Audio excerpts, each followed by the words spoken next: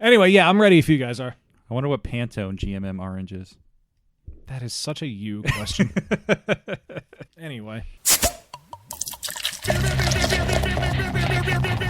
The only thing we have to Beer. is Beer. itself. Beer. So many choices. Only no function beer well without.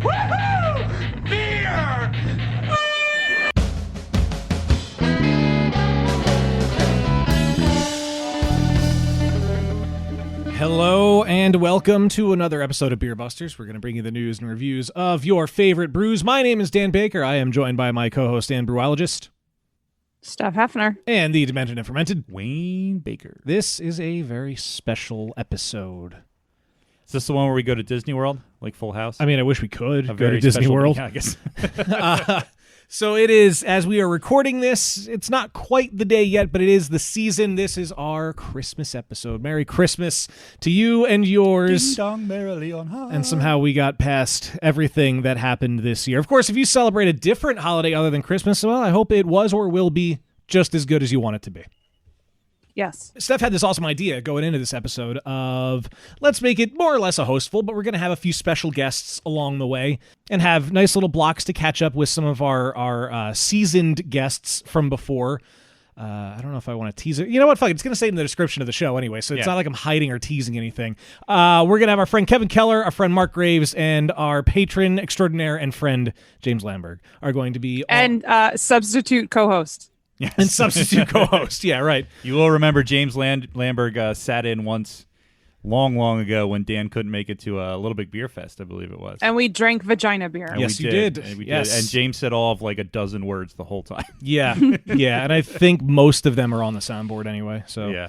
that'll happen. But yeah, we're gonna be joined by them. We're gonna drink some brews, catch up with them, and have just a wonderful, fun holiday time. Yeah, I feel like we're even less prepared than usual for this episode. This is very much just kind of like we grabbed some seasonally appropriate beers Roughly. and called some good friends and said, hey, you want to hang out for a bit? And that's really as far as our plan goes for this episode. yeah. So We'll see what happens. We're winging it. I'm just giving you the warning ahead of time. Yeah. I Let's mean, let you know what you're in for. we also Steph gave us the option of recording either tonight or a week from tonight, and I said let's do it now because that way I'll have 2 weeks to edit this and figure out how to not make it sound like we are so ill prepared after all. Yeah, so because just technically this should post on Christmas On Day. Christmas, Yep. if I remember to do it like I didn't last night. Whoops. well, the episode still came out today. It out was the just right like an day. hour and a half later than it Yeah, usually doesn't did. matter. Anyway, I don't think anybody's waiting for the stroke of like what 6 a.m. 6 a.m. for the podcast to publish for your quote unquote on morning a Monday. commute. Wait, no, on a Friday morning. Yes, Yeah, Monday. whatever day we release. Yeah, this show. whatever day it is today. I don't know what's going on. Yeah, just pick a day. It's fine. And of course, the housekeeping is you can follow along with all the shenanigans online on the interwebs. Facebook, we are Beer Busters Podcast. Twitter, Instagram, Beer Busters.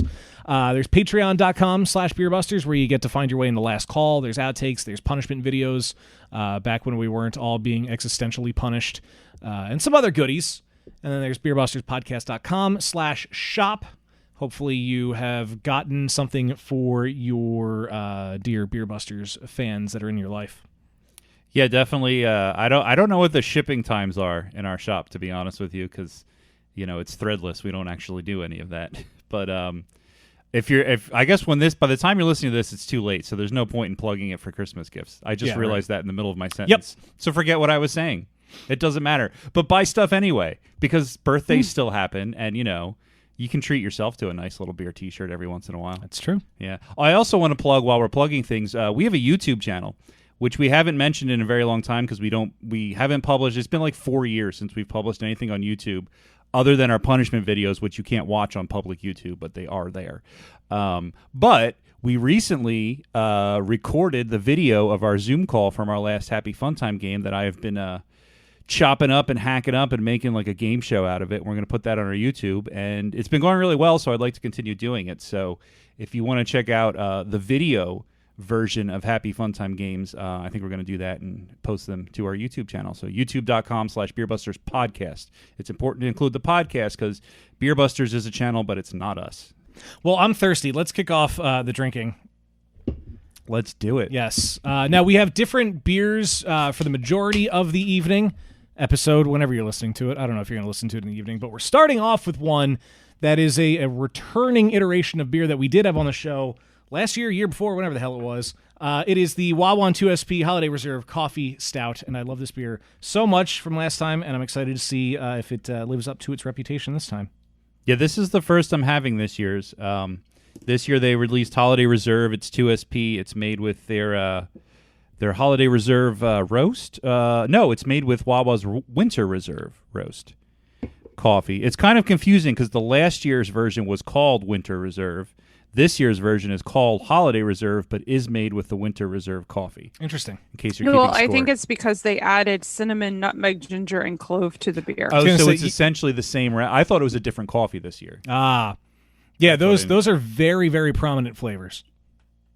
Yeah, it's nice though. It melds well. Oh, it's. I would argue they're subtle, actually, Dan. Really? Yeah. More Well, than you know more what? than I In the expected. second sip, yeah. The first sip, I guess maybe I just wasn't expecting that, so Well, I was kind of also- blindsided by it. I also didn't take my first sip until after you said it was prominent. So Oh, my man. expectations were too high, Yeah. I guess. But I really like it. I feel like the spices come out in the back end, like after the chocolatey roastiness sort of fades away. You get a little bit. It's not crazy like putting your face like in a pumpkin pie or something. You know? Right. Yeah, no, I like it. I like it, especially as the coffee flavor comes out a little more. So we mentioned last year's was called Winter Reserve. So it's I guess the same beer but without the extra holiday spices. Yeah, so this year is the third year they are doing this, and it's brewed with the Winter Reserve coffee blend again, but this time they added cinnamon, nutmeg, clove to the oatmeal stout when they brewed it. Now, I don't have my hands on the bourbon barrel aged, but you guys have a bottle of that? Or do Yes. you have last year's barrel aged? No, it's this year's. It's This yeah. year's very Mhm. cool. Yeah. So they also did Reserve bourbon barrel aged imperial coffee stout, which is the coffee stout made with the Winter Reserve blend, aged for 7 months in the bourbon barrels.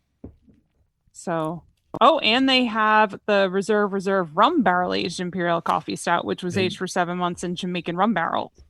So, which one do you guys have? I forgot there was a bourbon and a rum. I grabbed what was available. It is the bourbon. Yeah. What I have is the Yeah. bourbon Very barrel. cool. That's Yeah. really cool that they released 2 different barrel aged versions this year. So, yeah, I guess you guys can crack that open later, and I will have to drink it vicariously through you. Yeah. We definitely over here. Dan and I, our Christmas is sponsored by Wawa and 2SB, and also Trogs because we do have a Mad Elf. But True. True. we have Well, I all have Mad Wawa. Elf also, but you have last year's Mad Elf, We and I do. have this year's Mad Yeah, it Elf. was a gift from somebody at work last year, which I very much appreciate. But it's not a beer I go to very often because it's a high ABV beer. Yeah. And oddly enough, I don't gravitate as much towards those beers anymore. And also, you don't have Hershey's Special Dark Chocolate lying around. Actually, I say that, and Dan turns around, and immediately on the shelf behind us, here comes a bar of Hershey's Special Dark Chocolate, maybe as old as the bottle of Mad Elf, sitting next to me. A couple months newer. A couple months newer. Yeah, A couple months yeah. newer. I'm not sure That's exactly good how to much newer, but at least a little bit. Yeah, and also, just to peel back the curtain a little bit, I had a pre-podcast beer, so I'm also drinking some more of the Maugers Lager from Stickman. It's a good left beer. over from our last recording. I figured that was a good full can standby to have next to me while I sample some of these others. Real World yesterday, December 10th, was National Lager Day. So I was opening lots of lagers. Nice. I had a Jack's Abbey House Lager, a Prohibition pre-Prohibition lager from Stickman. Oh, and we did the Bitburger Sierra Nevada triple dry hopped lager collaboration. Ooh, triple dry hop lager. How was that? It was nice. It was good. Bit ein Bit. I was kind of hoping there'd be a beer shot lager still hidden in the back of the fridge somewhere, but no such luck. Yeah, they don't last long. Well, considering it is the end of the year, and this year I tried to stay away from doing news and lists and stuff because we all had other priorities. But there's, of course, a list for the year end. Recently, it has come out that somebody compiled the top 10 breweries in Pennsylvania according to Untapped. Now, I'm looking at the breweries in PA website to aggregate all this, and they say that it is the first half of 2020. So I don't know where the second half comes into play, but hey, whatever. We'll consider this a year-end list. Wait, what? That's what this says. Yeah, First top half 10 of- breweries in Pennsylvania First according to half of Untapped. First 2020? half of 2020. Yep. That's weird. Yep. Not surprised. Well, we're still in the last half of 2020. There's not much True, left, but like it hasn't true. actually ended yet. True. Well, shall we? Oh yeah, this says the numbers are updated as of May 31st, 2020. Well, let's run through it, shall we? Why not? Yeah, why the hell not? Number 1. Now, hold on, is this a count up or a count down? It looks So like a it's- count up because they don't. So number 1 is actually Is the number best. 1. Should we- Well, why don't we do it the other way? Let's Because that's reverse it. boring. I'll scroll. No, that can't be right because number 10 has to be number 1. Looking at it now. But look at the rating. Oh, is that? Oh, you're right. Okay, never mind. Yep. So yeah, we'll count down. We'll we went to the bottom of the article. It's a long way down. Number 10, recent guests, New Trail Brewing, with an average of a 4.0 rating. Yay, good for them. Coming in at number 9, did not expect to see this one, but I'm very happy that they're making waves. Second Sin Brewing, Good old also Second previous Sin. guests. Yes. That was a real good time there. Number 8. Number 8, recent guests also. Steph Human is wearing- Robot. Steph is wearing the swag right now. Their awesome tie-dye hoodie that I've considered buying. Old Ave might be my beer of 2020. It's such a great Beer beer. of the year. I Yeah. get behind that. Human Robot had an average of 4.03 rating. We're going to keep going with the more recent guests, and the ones that haven't been recent guests, we're going to have to get on the show soon. Warwick Farm Brewing tied for 6th with a 4.07 rating. Also tied at 6 was Brew Gentleman. The Brew Gentleman. I still don't think I've had anything from them. I don't think I have either. They make some nice lagers and English ales there. Oh, yeah? They're Not what they're known for, but they're good at it. they're Braddock. Is that where they are? Yeah. Yeah. Okay. Yeah, they were in that movie. That's right. That's right. Yeah. That's how I know them. Number 5, I honestly kind of figured they would be a little higher. Tired Hands Brewing, 4.09. You know, not to say, and I don't mean this to be like insulting or negative or like a hot take or anything, but I think Tired Hands is now at the point where they're not like the cool, like Tired Hands for a long time was like the cool beer that like, you know, and for good reason. They make good beer, but I feel like they've been around now long enough. They've sort of like moved on to the, like, they're not cool new brewery anymore. They've been around for a while, so it's cool to see that they're still like showing up. But like Tired Hands and like all these cool new places that everybody's talking about, sometimes these established breweries that are still cranking out good beers might get overshadowed, and Tired Hands I feel like is in a position where that might be happening to them. But Well, I also they're feel on like this list. it gives them a chance to really go more into their entire catalog of beers instead of just, you know, the hazy whatevers that the kids want. yeah. So we know that they can make damn good lagers and real good, you know, West Coast IPAs, but they also make damn good Oh, they juicy do. Yeah, absolutely. IPAs and milkshake IPAs and all that stuff for people who like them. They make, yeah, you know, but some of they're the best. they got their notoriety based off of people assuming they're a one-trick pony and not really looking any further. See, they're still relevant. We've been talking about them for like 2 minutes straight now. Exactly. Coming in at number 4, we've also had them on the show, but it's been a while. Hidden River Brewing, River, yeah. 4.1, based out of Douglasville, Pennsylvania. That was a good time. That was a good night. Yeah, I like Hidden River. Fermentary Form is number 3, 4.13. And we have been there. So there's all these episodes. If you haven't heard, you got to go back and listen to. Yeah, just Google these names on our website or whatever. What I really like can- their model, their brewing model, because they don't brew there. They still The brew blendery, over at, yeah. I guess it's now Human Robot. Yeah. And then they cart the beer back The to let it only age. other place I think I've been to that's a blendery and not a brewery is the Reverend Oh, yeah, it's in Jersey, in Jersey. right? Yeah. Cool experience. It's always cool to check out those kinds of beers. Yeah. But if you don't tend to like mostly sours and like oak aged beers, that kind of stuff. Old lambic. Yeah, Form's beers are very good for that, but that's what they're known for. Yeah. So I think they have enough of a range though that I think pretty much Yeah. anybody can find something they could Yeah. sink their teeth into. I think we still have a couple bottles. From I there still floating have around one I've been somewhere. saving for a Yeah. while. Yeah, Number 2, Dancing Gnome. another one I'm not as familiar with. Same here. They are at a 4.14. Where are they I've based out been of? there. Is that Pittsburgh? Yeah. Just trying to scan through the article. Yeah, Pittsburgh. And then coming in at number 1, Imprint Beer. 4.16 average. You know what? Last time I was at Imprint, I had a pint of a lager that they had on. I think it was a Helles. I don't remember. But I remember being really impressed by it. So it was nice to see that even though they're known for like their dessert stouts and their fruity beers and their hazy IPAs, like they still can bust out a really nice lager too. So a lot of it was a good time. So, if you are surprised by any of these, or you have things to say about them, like people on the internet this tend to do, is purely just based on the way people rate beers on Untappd. Yeah, so, which is a flawed take it with a grain of salt. It's a flawed system overall, but it's kind of cool that somebody can aggregate and pull the data this way. Yeah, we do enjoy a list, but even if it's a list based off of data that was flawed in its input.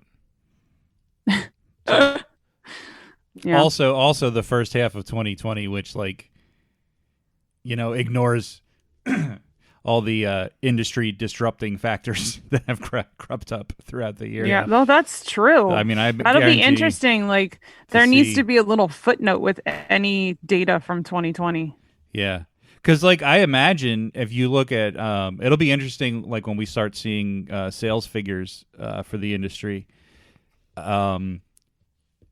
It'll be interesting to see because I imagine, and hopefully this information will be available, we could see, the difference in revenue of packaged versus on tap beer, with people buying beers to go or people buying beers at retail spots that aren't the brewery, like grocery stores or distributors, more and more since places have been closed. And to see what kind of delivery / pickup models have actually been the most successful based on the numbers, like who's still selling the same or the most beer relative to how big they are as a brewery, because obviously the big guys have had distribution channels in place for a while. So yeah, data for 2020 and almost everything is going to be interesting, including beer. I wonder though, if we look at the sales, if the big guys are still going to be as high up as they were, because a lot of the little guys stepped up and did lots of distribution, well, I guess local distribution delivery kind of deal, and their shipping games too. Yeah. Which I'm sure, like Yuengling, since they're technically craft by definition, can you get Yuengling shipped to you?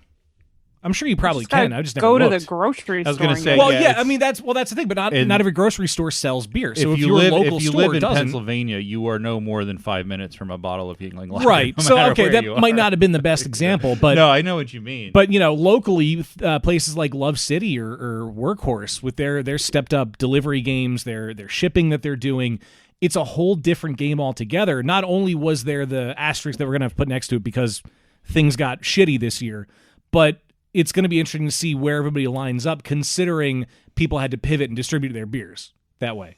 Like somebody like Bierstadt. You mentioned Bierstadt earlier. They're selling cans. Ashley said herself she doesn't want to do that. The second she doesn't have to do it, she's not doing it anymore. Yeah. But that means there are more people that could have had her beer, us included. So I'm not saying like Bierstadt's going to be in the top 50 or whatever, but it's at least a pivot. It might be temporary, but it could change and skew the numbers a little bit. Yeah, it'll be... It's interesting because I think we look at this kind of stuff and maybe sometimes forget that our perspective is kind of unique in that, of the people who are buying and drinking beer regularly, most of them aren't paying as much attention or as knowledgeable or as interested in the craft industry to the extent that, we are involved in it. So if you're a guy who or a girl or a woman or a man or a gender neutral or whatever.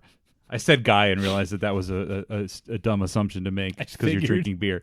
But if you're someone who drinks beer regularly but isn't dabbles in craft beer, what are you buying right now? If you're not someone who knows all the small breweries that are doing delivery, if you're not someone who is used to or wants to expend the energy to seek out small places that have offerings available for delivery that maybe they didn't before, or packaging that maybe they didn't before, that is the part of the market that I think is the most consequential to the beer industry at large, because, I would think the percentage of people drinking craft beers who are, quote unquote beer nerds is actually relatively small, especially now, to the percentage of people who are drinking craft beer on a regular basis just in general, because it's so much more widely available. So are people going to only buy the stuff that was available in mass distribution before the pandemic if they're not the types to visit the local craft brewery? Or are those people also seeking out new life and new civilizations? Yeah, and boldly going to try beers they've never tried before.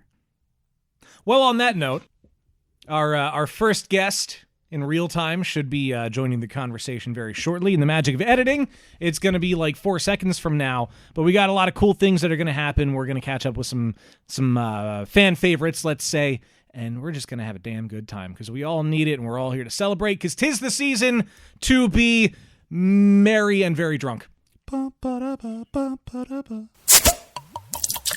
I'd say longtime listeners will remember, but even short-term listeners will remember this too, because it was in reality only like, I don't know, 6 months ago or so that we had a fourth Beer Buster for a couple episodes. Guy filled in. It was even the third Beer Buster. Wayne, when you weren't able to make it.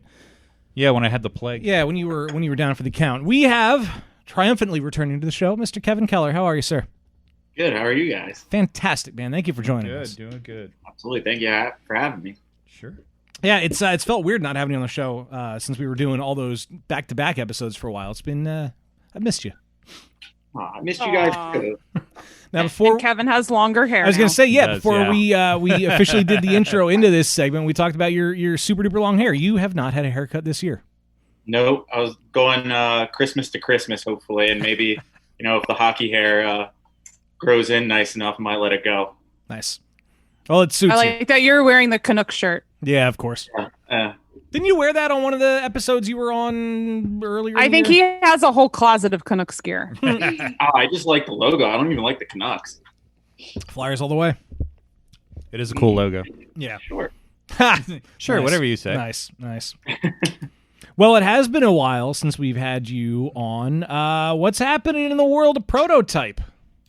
Yeah. So we brewed a collab in Raleigh, North Carolina back in, hell, I don't even remember. The days blend together sometime earlier this year. But so we released that not too long ago.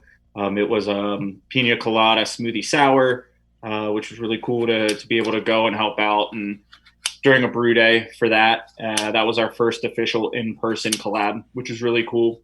Kind of on our own front, kind of getting our own place and brewing our own beer. We put that on the back burner at the moment. Just with everything that's going on in 2020, we want to make damn sure that we're going to come out successful and on top. So, we're kind of sitting back and evaluating what's going on with the industry and with the market. And we're going to take a new approach in 2021 to make sure that we're making good, sound business decisions.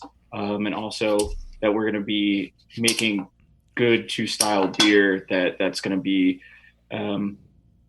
good for the market and for people to enjoy. But in the immediate, we're going to brew a bunch of collabs once things open up a little bit in 2021 in the first half. That's kind of really where we're at right now. Very cool. Yeah, I mean, you got to do what makes sense given the nature of the world and the industry. I two things I want to bring up. First question is somebody pruning a hedge just off camera there? Some weird noises coming through. Sarah is cutting a cucumber. Oh, that's what that sound is. It sounded like head shears. Like it's clanking off the plate. I'm so sorry. All right, not a big deal. I'm sitting here. Dan's looking around trying to figure out what's that noise. I hope your second question is, what's everyone drinking? Second question is, what's everyone drinking? Was that actually your second question? Mm-hmm. Well, Kevin, what are you drinking?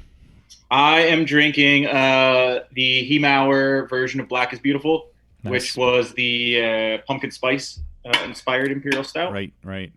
We did have that. We did. We might actually have a can left over of that. We do. I saw it the other day. I actually gifted my last can to someone because that's the kind of person I am. Aw. You're a very generous beer drinker. Nice. Very nice. Very nice. Steph, what do you want to? I'm drinking Anchor's Merry Christmas, Nice. Happy New Year, our special ale, the 2020 version. It's always one of the things I look forward to the most about Christmas beer. And this year's iteration does not disappoint. It's quite tasty. And this year's tree is a sequoia. I was just going to ask you, what's the tree this year? Nice. And it's the 46th annual. Wow. It's crazy to think that they've been doing this for that long. But that's crazy. It's such a good beer. I always look forward to it. And I love the mystery behind it, that they won't tell you what kind of beer it is or what's in it. It's it's usually a very similar type of beer every year, but I love the secrecy behind it. Yeah, and it's cool because it's secret, but it's also like, it's not going to be a snickerdoodle pastry stout. Like it's, it's never anything crazy. It's always like a really solid, just straightforward. And I always love it, but this year I really, really like it this year. I don't know what it is about it, but it's so like warming and comforting, but easy drinking and complex, but not like overbearing on the palate. It's just like, I don't know. It's like pure perfection in a beer. I wish we had, I didn't get to interview him. What was the Anchor guy's name that you guys interviewed? Oh boy. I forget. On the spot. You want me to look that up? I kind of wish we had the guy from Anchor on again, that he could talk about this beer. And I don't know, maybe if we could poke some secrets out of him, but yeah, I love this beer a lot. Very cool. Yeah, I haven't had a chance to get my hands on that this year. Our beer run for this episode was short and quick and mostly unsuccessful. Wawa beers. Yeah. Everything where I went, and it was like the only chance I had to grab anything. Everything Christmas related had long been sold out, so I had to improvise. Scott Ungerman. Scott Ungerman is the name of the gentleman from Anchor. Well, cheers, Scott, because it's fucking good. Speaking of Wawa beers, Dan and I have moved on to the 2019 2SP Wawa collab. You're just going to drink Wawa beer all night. Winter Reserve. We've got 3 Wawas and a Man Elf, so that's what we're on. I mean, there's a lot of other beer, but it's not Christmassy. But so this is the beer we started with, but without the extra spices that they put in this year. Also, this is brewed over a year ago now, so it's been aging as well.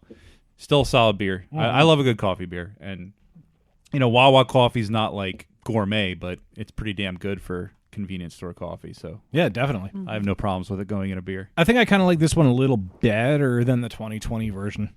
It's easier to drink. Yeah, it doesn't have all the extras. Like the extra stuff is cool. It fits for the holidays, but I mean, this is it's a straight up awesome coffee stout. It would be interesting to drink the actual coffee side by side.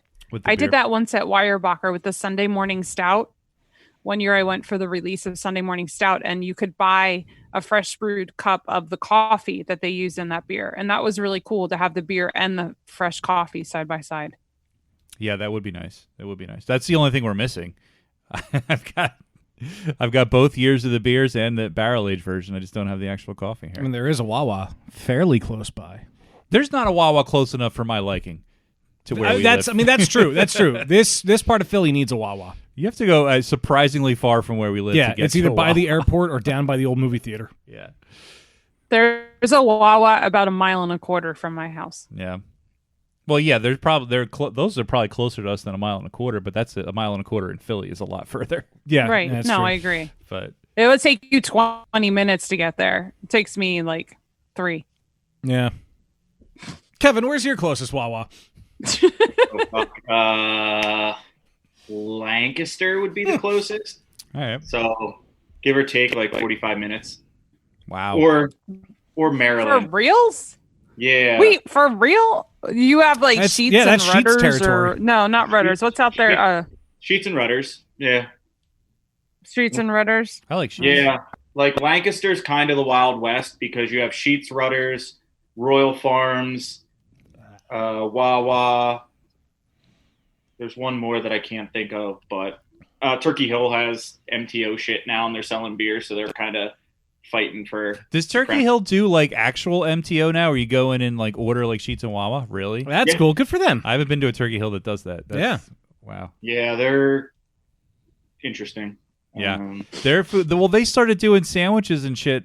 I mean, a while ago, but they were prepackaged and they're terrible. Mhm. When I lived in Reading, Yeah. I used to get them like in the middle of the night when nothing else was Yup. open, and I was drunk and hungry. They were made like 2 days ago. It was fine. Fine. Royal Farms is responsible for the single worst cup of coffee I've ever had in my life. Is that the green? Is it green? I thought I remembered blue. Blue No, and then green. that's not what I'm thinking of. I had a gas station coffee once that was hands down the worst coffee I've ever had. Oh, if it's green, probably BP. But that wasn't. It was like a brand of coffee that was like sold at this. Like it wasn't like BP coffee. It was like Could have been Cumberland Farms. maybe That- it was something That's like a that. Weird one, yeah. like something And farms or It somebody. probably wasn't the. It probably wasn't the coffee's fault. It was a Right. combination of the fact that it was like gas station coffee, and gas station coffee is like below Wawa. Even Turkey Hill is a little bit better than like gas station coffee, like A+ gas station coffee. So a combination of that, and it was probably because it was late at night, so it was probably sitting all day. And I wish I could, remember exactly what it was. It's probably one of those worst coffee I ever had. I'm glad this has evolved to gas station coffee busters. Yeah. we talk about gas station food and beverages a lot on this podcast. It's usually Sheetz versus Wawa. That's because we Yeah. luck out, and this our main geographic area has some really good gas station food. Sheetz I and don't even Wawa like are you- just up there. They're great. I don't like you calling them gas stations. That's right, because there's so much more. And That's what like I'm some saying, Wawas, yeah. the Wawa down by the old movie theater doesn't even have gas. Yeah. Oh, yeah. A lot of them don't. That's what I mean. Like Sheetz and Wawa food is definitely better than like Turkey Hill. Yeah. Or A+ pre-made sandwich. There's tiers. Sheetz It's has sort of a- like it's sort of the difference between like quick service and fast casual in restaurants. Boston Market, Chili's. You know. Yeah. A+ Yeah. is quick service and Wawa is fast casual. There you go. How many pieces of flair? That's the real question. No. Oh my goodness! You can get Wawa delivered on Grubhub though. In case Like anybody's- a whole tank of gas delivered on Almost. You could buy like a half gallon of tea and coffee and lattes, and I think you could buy like coffee grounds too, like bags of coffee, and obviously the sandwiches and shit. But that's when you know you have to reevaluate your life decisions. And I've done this a handful of times. When you Grubhub a Wawa sandwich, at Well, sometimes you're 2 in the just you're morning. really feeling a Wawa. I love a sandwich. Wawa sandwich, and like I But said, would you Grubhub it? I mean, if I was desperate. Especially You if it's have 2 to be- o'clock in the morning. Yeah. Like, what are the other options? This is 2020. that, like- This is the look. We now live in a world where everything I want, somebody's going to bring to my front door. Yeah. I just have to pay a little more. Yeah, that's true. That's true. I signed up for Grubhub Plus, so I've got. Oh, I dear feel like God. that's a mistake. It kind of works out. Free No, delivery. no. I feel like this was like signing up for Movie Pass. Well, yeah, but Grubhub has proven that it's profitable and isn't going to hemorrhage money left and right. It's $10 a month, and I get free delivery if it's over $12. How often do you order food and have it ordered that's sent through Grubhub? I am not going to answer that question. Well, here's the thing, though. Depending on where you order from, 2 orders on Grubhub will put you over $10 in delivery fees easily. I was just going to ask what your break-even point was. So Yeah, it's got to be 2 or 3 orders because some places are like $1 or $2, but a lot of places are like $4, $6, $8 delivery fee. I've never done the $6 or $8, but like this gives Yeah. me the chance to do it because now I don't have to care. So yeah, that's actually not, doing the math. Not Yeah. a terrible deal, but it only encourages you to order more food on Grubhub because you're That's like, well, why- I got the special VIP pass. I Yep. might as well. And that's why I ordered breakfast on Grubhub. Oh, I have a muffin. I saw that in the kitchen. It looked pretty good. Oh man, where's your favorite place to order from, Kevin, for delivery? What do you guys got out there? oh man, I don't order delivery that much. I was just gonna say you're gonna say I don't order delivery. You're like I don't even own a TV. You're like one of those guys. It takes me 5 minutes to go 5 miles, not an hour and a half. So Yeah, we don't do delivery either. If we'll get takeout from Rangoli or like Paradise by the Slice. We mostly cook, Yeah. but every now and then we would just go pick it up. That is like legitimately one of my favorite things about living in a big city is all the food I can get brought to my door like pretty much anytime. Like I can get Indian, I can get Mediterranean, I can get Mexican, I can get pizza, and I can get it like pretty much all day. I'm going to throw out there that I haven't had dinner and I'm fucking starving. Well, why don't you have dinner? Because I'm dumb. Oh boy. you have a fucking muffin. So Yeah, I have. You know what? You know what else he has that's next to those muffins? Oh, Stroop waffles. Fucking Stroop waffles. Stroop waffles are the best. They were like $2.50 at Aldi for the entire thing. Oh my god! I heated one up in a bowl. I put some not terribly unhealthy vanilla ice cream on top of it and a maraschino cherry. It was perfect. Can't wait to do hot apple cider, and I'm gonna put the Stroop waffle on top and let the caramel like drip in. Oh, that sounds good. Right? Stroop waffle. I see that look, Steph. I see the look. You're in it like 7 months ago. That would have been the right look to give me, but now I think I might know what I'm doing. I don't fucking know. All I know is stroopwafels are amazing. They're fucking I got great. stroopwafels from Whole Foods like a month or two ago, like from their bakery, like in a plastic, like not a branded thing, just a little Ooh. plastic. Yeah, those are really good. That was, You're fancy now. I know. Hey, hold on. Speaking of having things delivered to your door, Okay. you guys also have 2 Nutrail bottles We do. That's true. that I personally delivered to your doorstep. Thank you. I didn't even realize. And they- a donut. You brought me a Along donut with a vegan too. donut. And the donut was damn delicious. Oh, Thank you so Dottie's. much.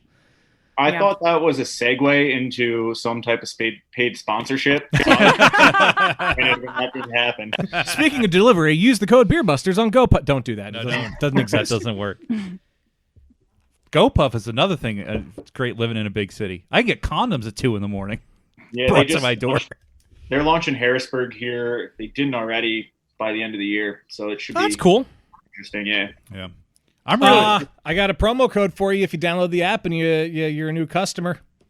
Like, I actually do. They're sponsoring the radio station that I DJ for, and we need people to use the code so they do it again next year.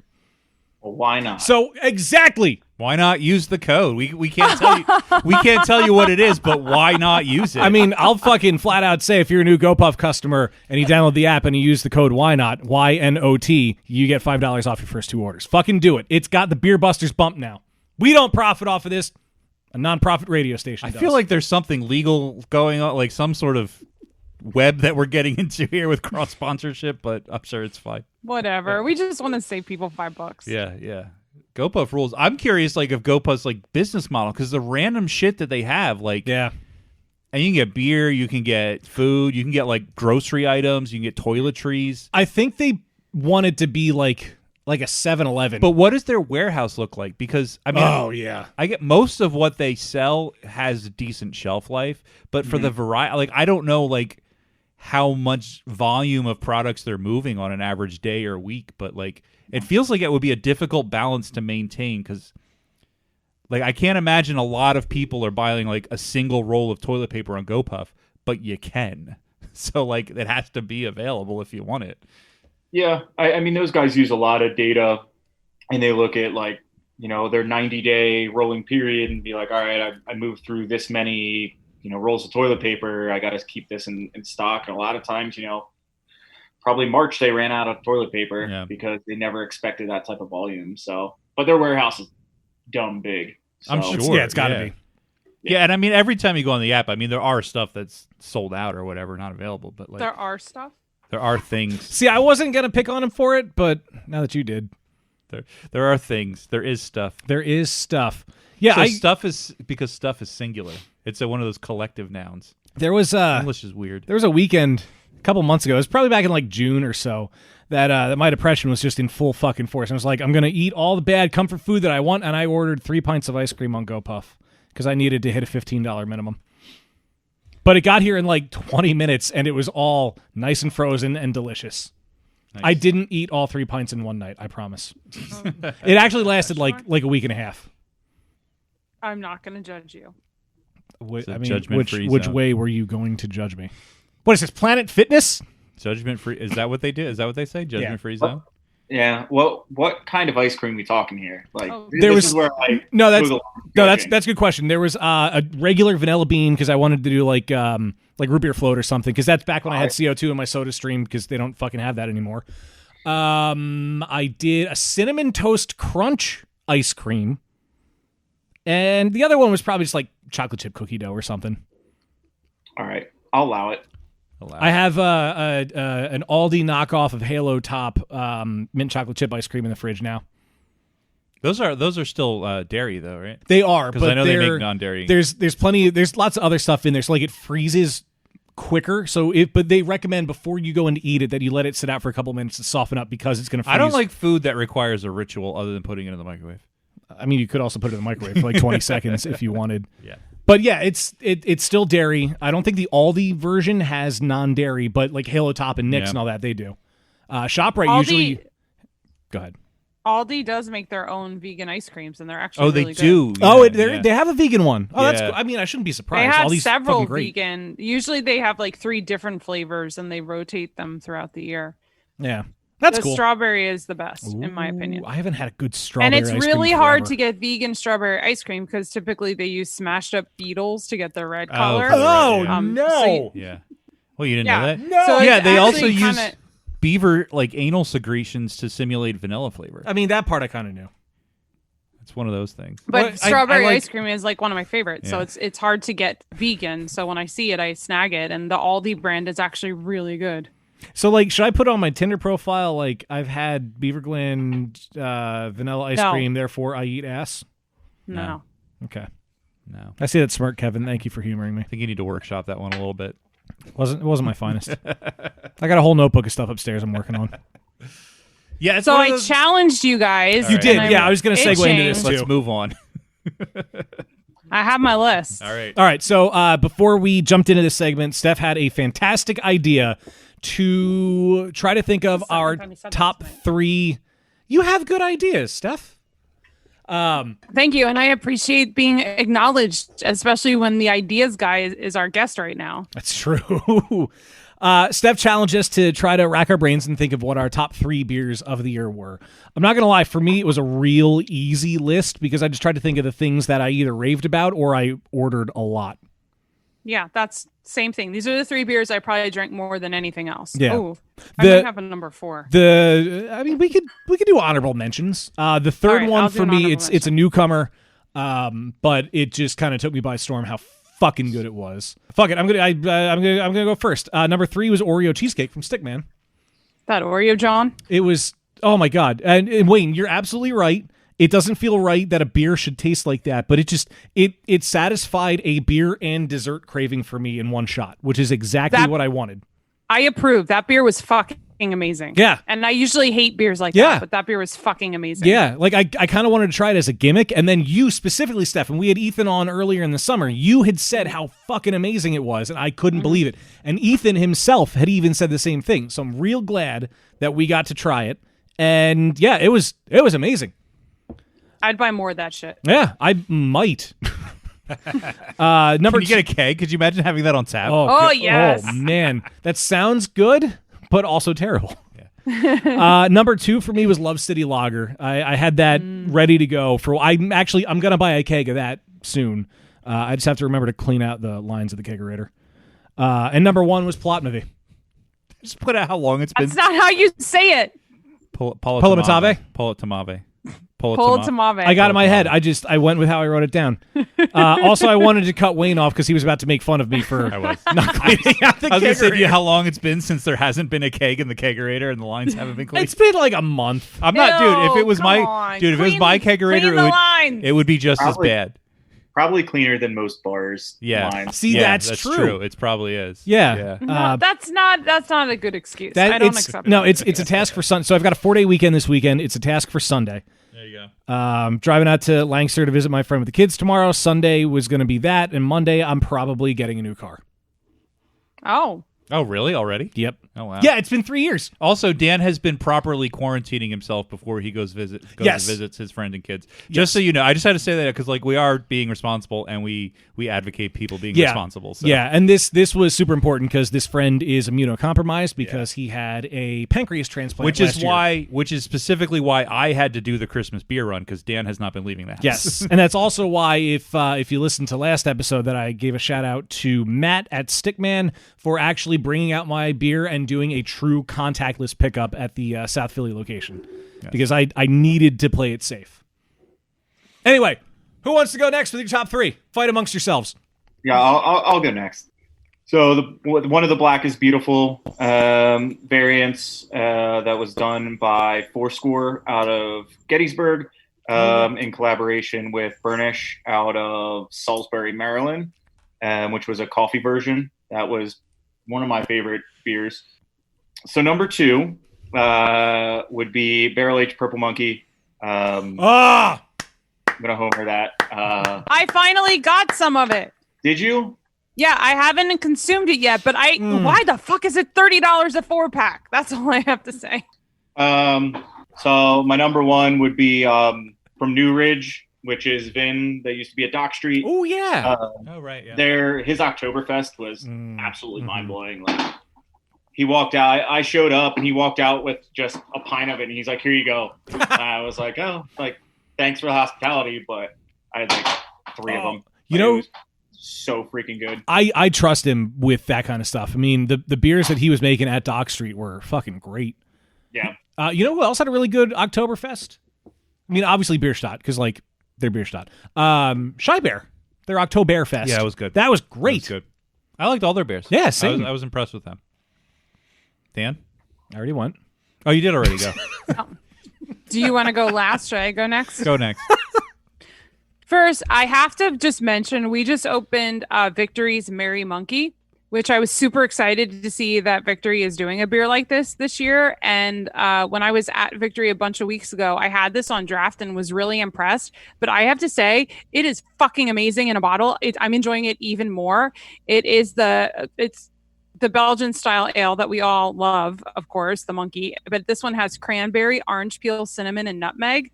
And it is fucking delicious. Sounds like wassail. Wayne, especially, you would love this beer. Yeah. It's so good. I was looking for that when I went up, but, you know. It's so good. I'm actually kind of surprised Acme wouldn't have that. The woman told me they sold all their Christmas Sold stuff like out. a week ago. Okay, so my top 3 turned into a top 4. All right, here we go. Ooh, okay. These are basically the 4 beers that I drank the most of this year. Number 4 is Reading Premium, of course. Oh, how could I leave that Ba-ba. off of mine?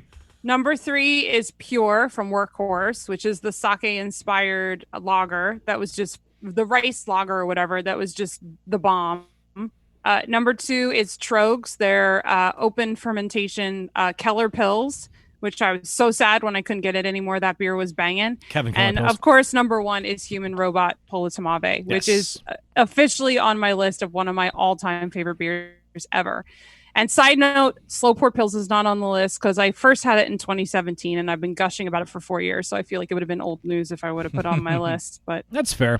I'm officially going to say those are my beers. I'm going to say that Reading Premium is my number 4 also. Oh, there you go. I can't Okay. I can't believe I didn't think of that beer. You know what? Fuck it. That's number 3 and Oreo cheesecake is 4. Oh, I approve of that. don't tell Ethan you put Sly Fox in front of him. He'll get over it. It's I'll be fine. fine. Ethan doesn't care about anything for very long. No, I'll tell him to ask the BIPA guys what they think. Oh, God. You almost fucking did a fake. spit take. Holy shit. Oh, boy. Wayne, you're up. All right, I guess it's my turn. So I took it upon myself to include the restriction that I only picked beers that I had for the first time this year. Okay. So that kind of helped. So Politamave is on my list as well. They're also not in any particular order. But that beer was, I think, a revelation for all of us. It's on all of our lists, and it was amazing and one of the best beers I've ever had in my life. I also put the Bierstadt Oktoberfest because this is like the second or third year that I've like really been into Oktoberfest, and that was a super impressive one that I really enjoyed. And for number 1, I kind of cheated and just put Black is Beautiful. I know that's fair. Kevin mentioned Fair like enough, a specific fair one, enough. but I thought that whole thing was like super cool and one of the coolest beer things that we've been able to be involved with. Yeah, and definitely. I loved all the ones we had to varying degrees. Some of them I liked more than others. But just that whole project in general, I think was I think that should be beer of the year 2020. All of them. Black is Beautiful. Oh, that I agree. Yeah, between that and I mean the All Together project back in the spring, I think Yeah. a lot of people have forgotten about it. But it like just those 2 beers going to such good causes, and you know, I think those, you know, that whole program like the Black is Beautiful. I mean, they're still rolling with it. Which Yeah. is awesome. Yeah. I know we're for Prototype. We're definitely trying to line one up here in the next little bit because the meaning behind that beer is so powerful that, you know, it transcends time that, you know, if we did it in September, if we do it in the spring of next year, the meaning's still behind it and meaning's so powerful. Yeah, no, that's great. Side note, there Well is put. still a little bit of the Black is Beautiful whiskey back here. Oh, is too. there still some I of that? haven't brought myself to finish it. Oh wow. We made a Thanksgiving cocktail, a signature Thanksgiving cocktail, and we used that whiskey Oh, in nice. it. It's so good. Nice. Oh, it's so goddamn good. Very cool. Well, So- Kevin Keller, go pick up your damn groceries, and you should come back and join us again later. Yes, Hell yeah. please do. I'll shoot you a text when I'm back. Sounds All right, good. sounds We'd be good. happy to have you back on the show at that point. All right. See ya. Thank you, my Bye. friend. Thanks, Talk to you Kevin. soon. Well, it's not much of a tease. We said at the top of the show. Not only was Kevin Keller going to be on the show, and huge thanks to him for it, and he may come back for Last Call a little later on. I hope he does. A couple episodes ago, I was going to say that we were crashed by, but we crashed this person rather than were crashed by. We crashed Mark Graves when we were talking to Mike at New Trail, and it was great, and it was absolutely great, and nothing sums Mark up more than just an innocent man at a bar eating pickles. That sounds about right. Mark. How are you, man? Good. How are you guys? Fantastic. Doing great. It is always just a super fun time when we talk to you. And I got to say, you're looking very festive. You always have such a long beard that suits you very well, and I'm very jealous of, but you're fucking festive with it because you have fucking ornaments hanging off of it. Baubles. You got balls on your face, boy with balls on chin. Christmas balls. You've been teabagged by a Christmas tree. Now, this is what happens when you let slip to your wife that this is going to air on Christmas. Very nice, very nice, very nice. Congrats again on the wedding. I know we said it last time you were on, but that's a new revelation, a new thing in your life. Thank you. Of course. So for our listeners who don't know Mark, which are probably few and far between, he's been all over the place, but he's been at Cape May for a while now. We knew him way back when you were at Manayunk. That's when we first met him. He's been a bunch of different places. The epic episode from Flying Fish from years ago. You can look that up in the bowels of our podcast archives. That was a fun time. The beginning of Pause and Save. Yeah, that's where Pause and Save came from. It's the only episode I think still the only episode we've drank tequila on the show. There's a reason. We've had cocktails. No, there were a lot of firsts. So we drank tequila, and then we had to drink tequila again because the segment didn't record. We tapped a firkin after we finished recording, which was a bad idea. It was noisy at the beginning half of the episode, but dead quiet at the second half. Yeah, we were there long after you guys closed. Because we closed the place down. And something about vanilla beans. Oh, yeah, the owner of Flying Fish hated vanilla beans. Oh, that's right. Is that what it was? He doesn't like beaver glands. He wouldn't let you use vanilla beans. That's what it was. And there may or may not have been a few broken bottles at the end of the night. No, there was. Yeah, I was going to mention that as the other first. I'm like, should I say how Wayne dropped an entire six-pack of bottles on our way out? No, I only dropped one bottle. It wasn't a whole six-pack. Was it just the one? It was just one bottle. I mean, right. it shattered like spectacularly on the floor. I think that was the second most drunk I've ever seen you. Yeah, that's probably right. What was the first? We went to a bottle share at Mary's. Yeah. Oh, and I remember that we took Wayne home, and I got out to help him get his stuff out of the trunk, and Wayne gave me a hug. That's how drunk he was. Yeah, he's not a very physical guy. Not usually. Oh my god. Yeah, that was that. I don't know. Was that the first time I met Joe Moran, or it was one of? Yeah, He roped me into some shenanigans. So some woman at the surprising. Some woman at the share got really pissed at us for a comment that one of us made that she overheard. Probably him. Yeah, it was. Yeah, that was. I couldn't remember how to get to my house. Well, I literally lived like a quarter mile from Mary's at the time, and I was like, oh, you can go this back way. It's easier. And then we got lost. We got lost in a city going that's from a grid. Mary's to Wayne's place in Reading. Yeah, oh my god. You just go down 61. Well, that was the thing. We were going down that back road that goes behind that the Reading high school baseball field there. There's that back road that goes behind. Okay. Yep. I was like, yeah, you can go that way. It'll be quicker. Yeah. And then we got lost. Anyway. That's what we call narrowcasting, talking about something that very few people can relate to. Yeah, that's a good term. Mark, what's new in the world of Cape May? Well, not too much. I mean, things are going well. It's, I guess, holiday times now.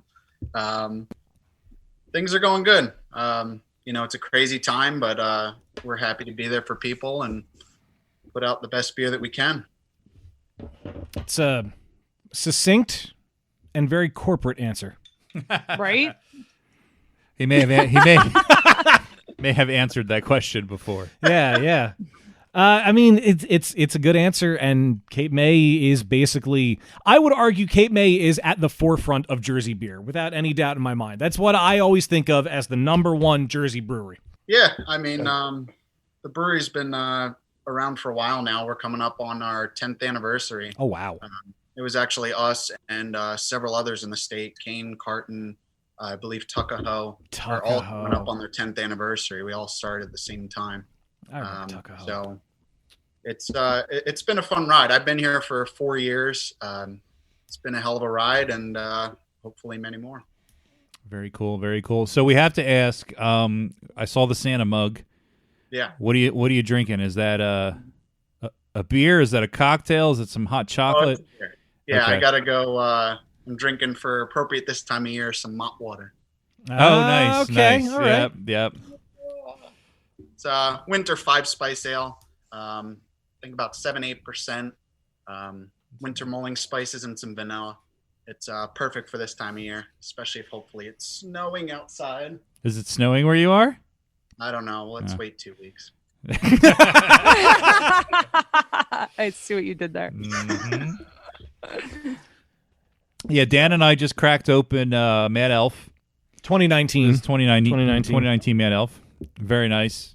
Very subtle and subdued. This beer, when it's fresh, can kind of go a bunch of different ways. Yeah. The cherry can be a little overpowering. That's my experience with right off fresh the bat. Mad Elf is mostly cherry. But it ages very interestingly. Yeah, that's why I'm glad this has been sitting. Is this the last bottle, or is there one more? There's two more. There's There two was- more. there was three, Oh yeah. shit! I've only had one. Okay. Honey too, right? There's honey Think and so, cherry. Yeah. The cherry. Well, I mean, in a I'll can. open the 2020 Mad Elf, and it's in a motherfucking Is can. this the first year they That's did awesome. cans? I've never seen Yeah. it in a can. Yeah. And it's awesome. I had to buy a 12-pack to get cans, but I'm like, it's in a can. I don't care. Yeah. I want it in a can. In a can. I'm not gonna find it. That's fine. We've heard it. We've heard it before. There We you can go. all do a perfect spot-on impression. There's like 4 people who've said it that are on the board, and I'm not bothered to find any of them. I feel flattered. Is there any other soundbite that's been imitated as many times as mine? Oh, I can tell you. It's funny you ask. Yeah. Oh shit. tits? No, Oh. it's the other one. What other one? The other one. Oh no, because here's the thing. I have also done like tits, as well as Lit tits. but also if we go OG Amazing. mixed with Amazing. that was Mike. There it is. Yeah. So I think we have 3 Lititses and 2 amazings.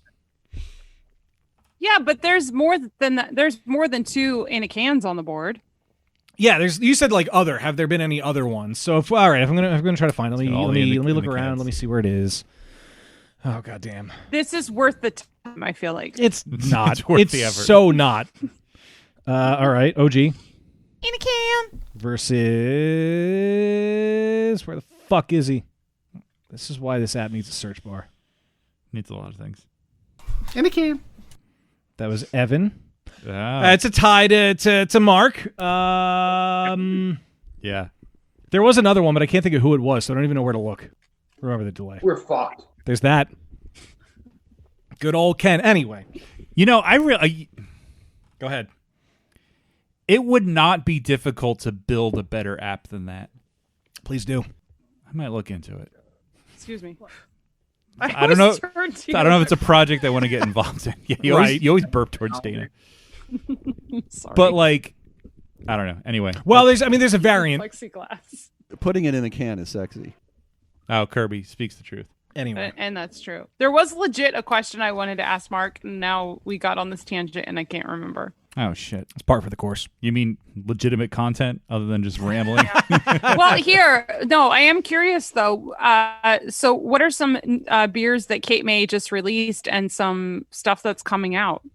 Sure. I mean, more recently we had the malt water, as well as a coffee stout, Cape May coffee stout with some locally roasted coffee. More towards when this episode airs, we have some something old that we do every year, and then something a little new. We have the it's called Snow Place Like Home. It's a Oh, mulled wine inspired hard seltzer. Interesting. Oh. What? Interesting. you had me sounds- until you said seltzer. No, I mean I'm kind of still in. I'm not gonna lie. It tastes as intriguing as it sounds. I've had some early iterations, and it is very, very nice. Brian, who you guys met on the last Cape May episode, is a mad scientist when it comes to flavor, and he hit the nail on the head with this one. So that'll probably That be was a gusher. available. I think like right Christmas weekend. Nice. Very cool. That actually that sounds really good. I would very much like to try that. Be interesting. And then, little boughs of barley. Yeah. Yeah. See, now, here's the Dan nudged me a minute ago and was like, "We still have a bottle of one of the boughs of barley that we've had for I guess 2 years at this point. at least." Because last year we had one of them at Jess's on New Year's. Yeah. And that was aged at that point. Right. Guess how many bottles I have? 0. Well, here's the thing. I don't want to crack that open right now because I kind of want to. Like, I feel like that's more special occasion than this. Well, Steph, this year And it's it's very actually hitting big. distribution, and we do distribute to the Reading area. Oh, well, there you go. Look at that. Well, now she doesn't want it. If it's easy to get, she doesn't want No, I totally want it. I totally want it. You can form your own line. It's fine. What are the variants? So, something we did a little different this year. I think last year was an Imperial Stout. We had in bourbon and cognac barrels. This year we actually did a long boiled Belgian quad. The one variant is in a orange liqueur barrel, and the other one is a Portuguese sherry barrel. Oh, okay. Wow. That sounds interesting. Have you done any like early tastings? Well, I guess you probably do like for quality, but like what's the orange liqueur one like? I'm very intrigued by that. I mean, you kind of think like any of your orange liqueurs, the like Curacao, stuff like that, the Grand Marnier, not Curacao, I'm thinking blue Curacao, Grand Marnier, stuff like that. It just smells like oranges and has like this subtle, sweet orangeness to it, but not crazy. It's not like it's like stupid sweet or something like that. We do bottle condition them, so they've got a nice, carbonated backbone to them. Nice. So yeah, those sound good. And if they're in distribution, I'm looking forward to getting it. Oh yeah. When and where can I get it? Now. Where? 2 weeks ago. I'm not sure. They're available as of right now. They did a small amount in the distribution across Pennsylvania and New Jersey. And then as well, we also have a gift set in the tasting room. Oh, cool. Yeah. So, but where in the Reading area, who carries your stuff? Yes, specifically all of the bottle I shops want to that may have literally it. know specifically where to go. I don't know a lot of accounts in the Reading. Oh, I want the gift set. It's so freaking cute. It comes with 2 glasses. Yeah. Little sampler glasses. But if you go to our I'm website, not allowed to leave the state though, Mark. if you go to It's our true. website, you should be able to find where to get it. Spoken like a true company man. I think there's an exemption to the quarantine rule if you're going to get a beer you really, really want. Stay in Pennsylvania unless you're getting beer. Yeah. No, I'm staying in Pennsylvania. There I'm is following Oh it. shit, are we not allowed to leave the state? I promise. There's quarantines like rules for like every state. If you leave, a Oh, state, I you're was supposed to visit a quarantine. buddy in Jersey. But there's You're exceptions. supposed to quarantine for 10 days or What if produce you brought a. the state with the doors sealed and then just call up the liquor store and have them just like you crack your window. and chuck it in. Oh, there. No, See, you if you're could going hold for on. a- This is a Whoa. business idea for you, Mark. Create the Did you like just call him the beer Bart? door. No, I said Mark. It really sounded like you said Bart. I heard Mark. Mark, you need to create the beer door between Pennsylvania and New Jersey.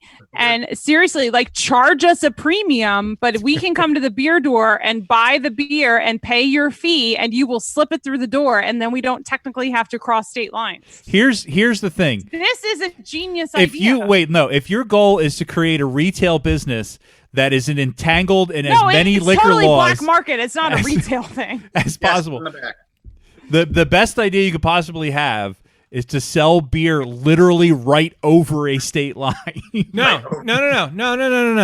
I might want some bagels too. You have to buy it online because you can't exchange money, but you have to have a Cape May drone deliver it from Jersey to us on this side of the river. Oh.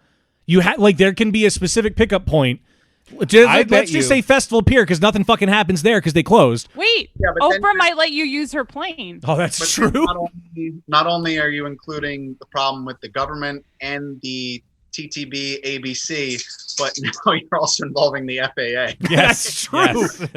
Yeah. I mean, let's just get every government agency. I mean, because there. at that point, there's no Come difference. on, NSA. There's no difference between that drone and like a semi truck full of beer. It's the same thing, like crossing the state line. Or true. I mean, we could also just like say, a bottle fell off the back of a truck. Yeah.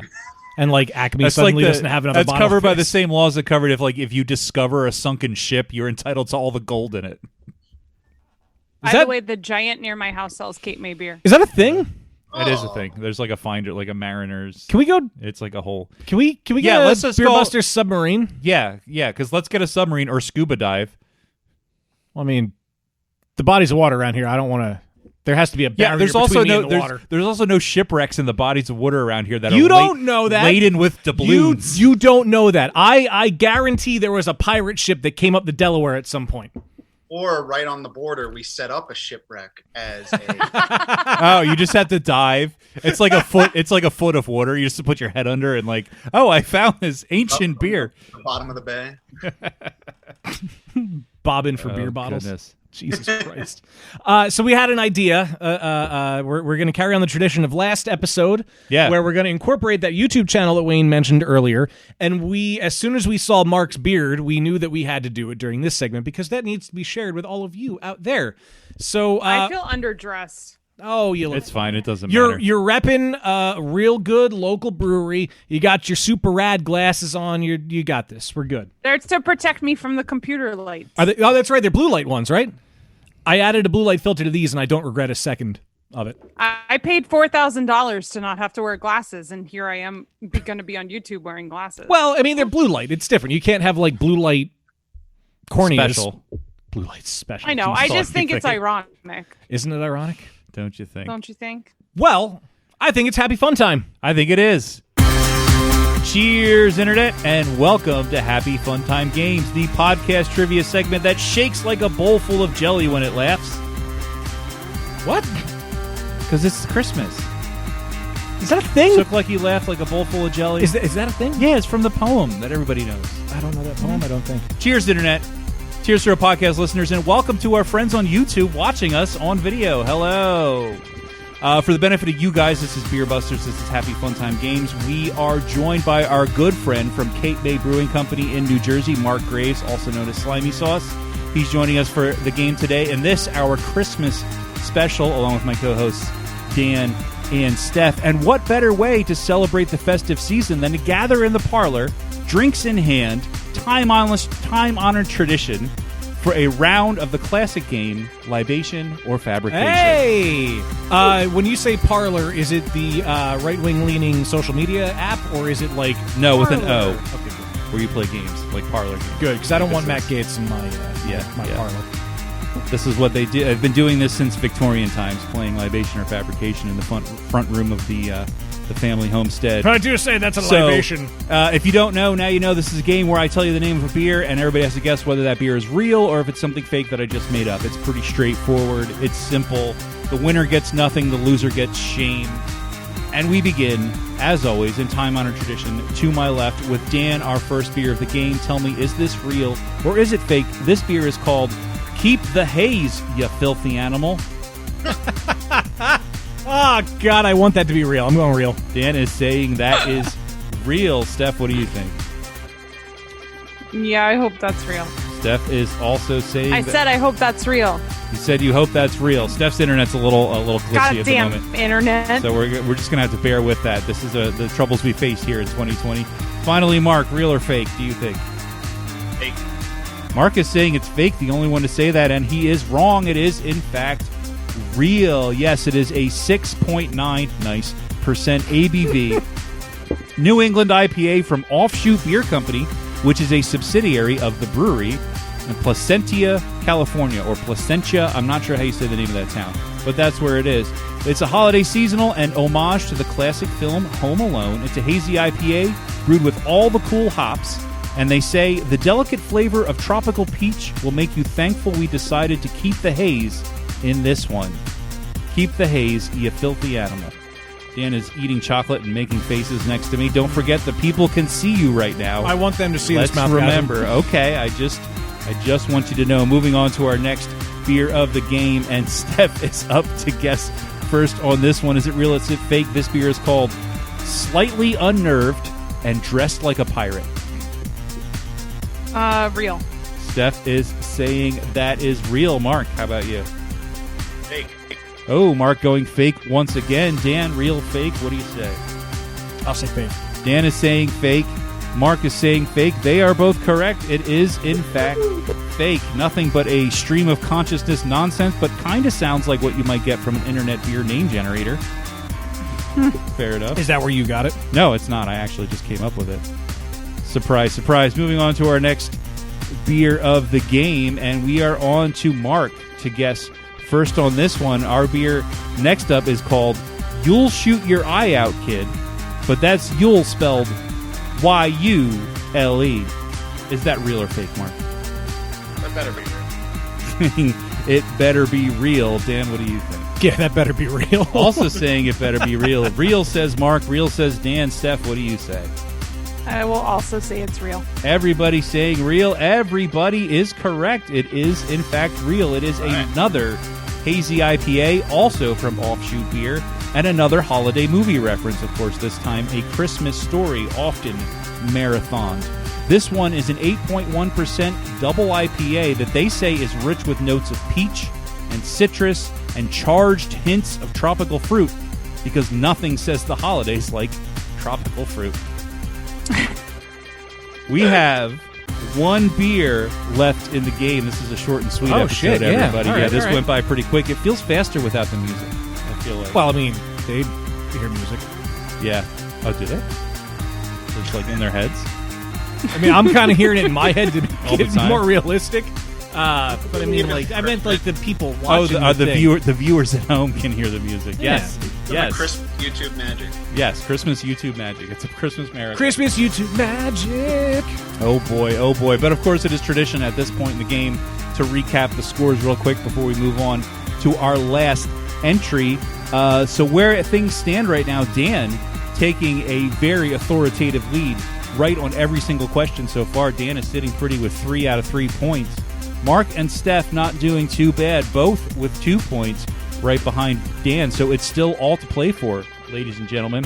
So, of course, how we do it here, when I figure out how it actually works, is the person who is in the lead guesses last on the final question. So because Mark is our guest, I will allow him to guess second and make Steph go first on this, our last beer of the game. This is not how it usually happens. Usually you let the person that's losing go last.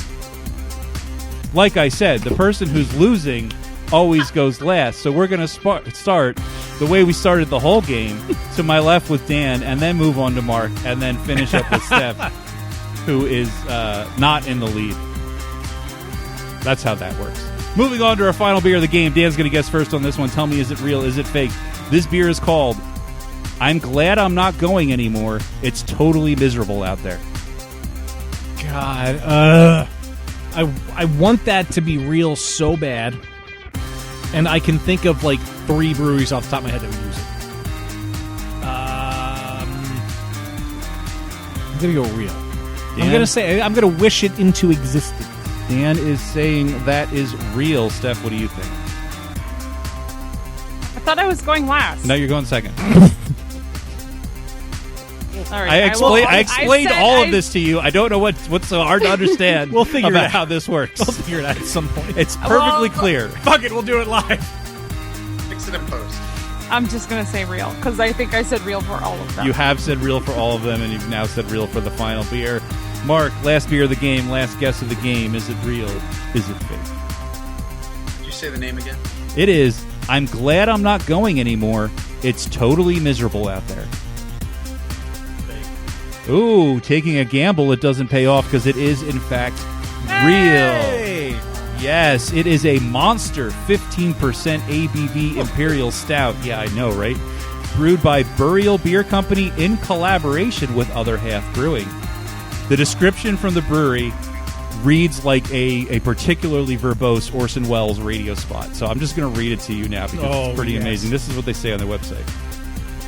It was inevitable that the thoughts would unravel. From peaks of elegance to caverns of disdain. and the teetering banter became an endless rant we celebrated as so very human. No idea what they're talking about yet. We are pushing all the boundaries we know in stout making to deliver the perfect seasonal expose. Elevating our typical stout base with a record dose of dark sugars and candy syrup before aging with forestry camp roasted pecans, maple syrup, Madagascar vanilla bean, spice walla Vietnamese cinnamon, and a touch of sea salt. Marvel in cascading praline waffle batter, chocolatey pecan pie filling, and cinnamon bun frosting right from the oven. Wow. Wow. I'm hungry. That's the end of the game. It was a wild ride. Ladies and gentlemen, and we're going to add up the scores real quick tally to see who win, who lost, and who's sitting in the middle. And we have quite a spread. A clear winner with a perfect score. All 4 questions asked, all 4 questions answered correctly. Dan, to my left, 4 out of 4, 100% hit rate this time around. Sitting pretty at the top. Right behind him with 3 out of 4 is Steph. And at the bottom with a 50% hit rate, 2 out of 4 questions correct, is our guest Mark.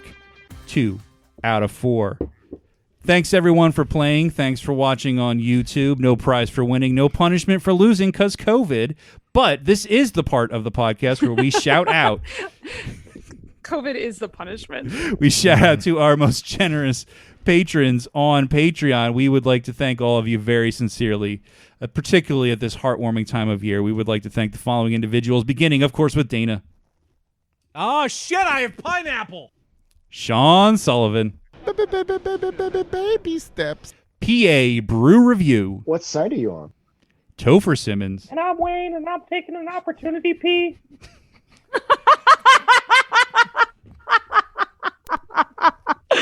Oh my god.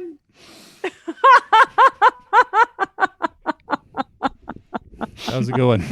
That was a good one. Oh my god. Poor Man's Brewing Company.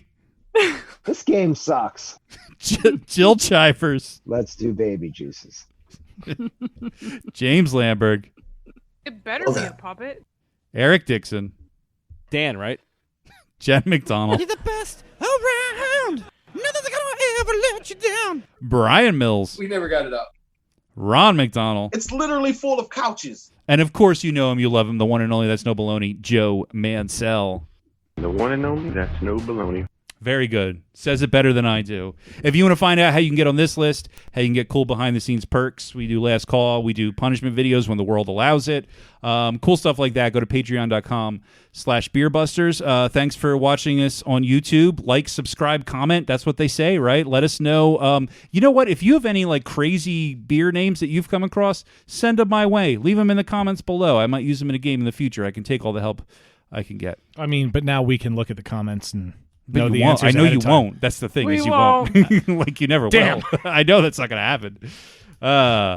So cheers. And this is, of course, where we pay our tab. Pay the tab. Settle up that bill. Say, Yvonne, remember when I said I'd have to send away to NASA to calculate your bar tab? Oh, yeah. We all had a good laugh, Mo. The results came back today. You owe me $70 billion. Hey, Wayne. Hey, Dan. What is your favorite part of your body? My teeth? Not what I thought you were going to say, but I agree. Maybe not my teeth, my whole mouth. Well, I only said that because I know what we're doing. Oh, you're smart. I thought that's what you wanted me to say. You could have said whatever, and I would have rolled with it. Hey, Dan, what's Quip? Quip. I'll tell you about a quick Quip. Quip is a modern oral care brand that designs beautifully simple electronic toothbrushes. You know those toothbrushes that Dad always gets us for Christmas? Yes. We're going to need to throw those out.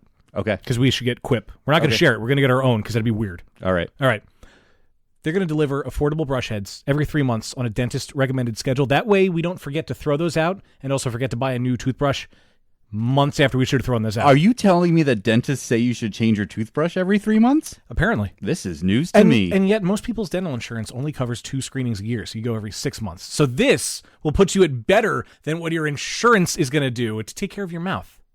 Make brushing great again. Oh, God. They even have some smart accessories. Like they have a wall mat, so that way you don't have to fight to find counter space for it in a tiny bathroom like we have. You just have this really cool press wall mount that just goes wherever, any glossy surface. That way, if you want to take it with you into the shower, you want to put it off to the right side of the mirror, the left side of the mirror, you even want to take it downstairs to the kitchen for some stupid reason, you can take that mount with you.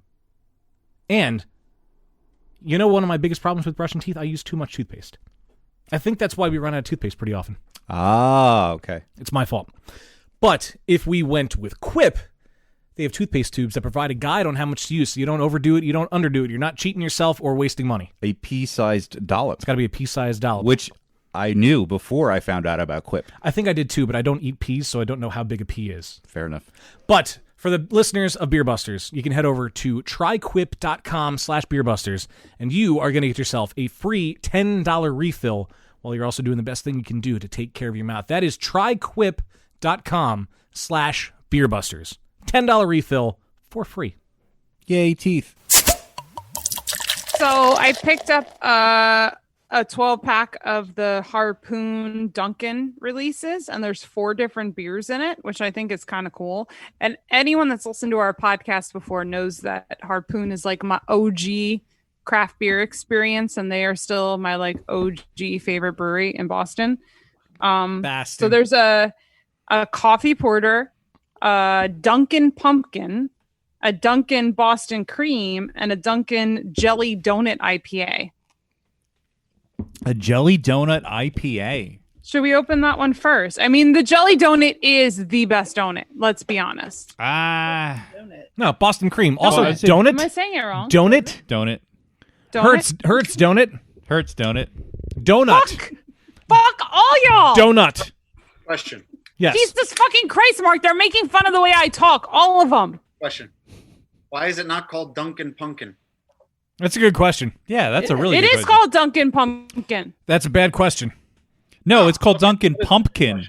Oh, It should be Dunkin' Pumpkin. It's a great question again.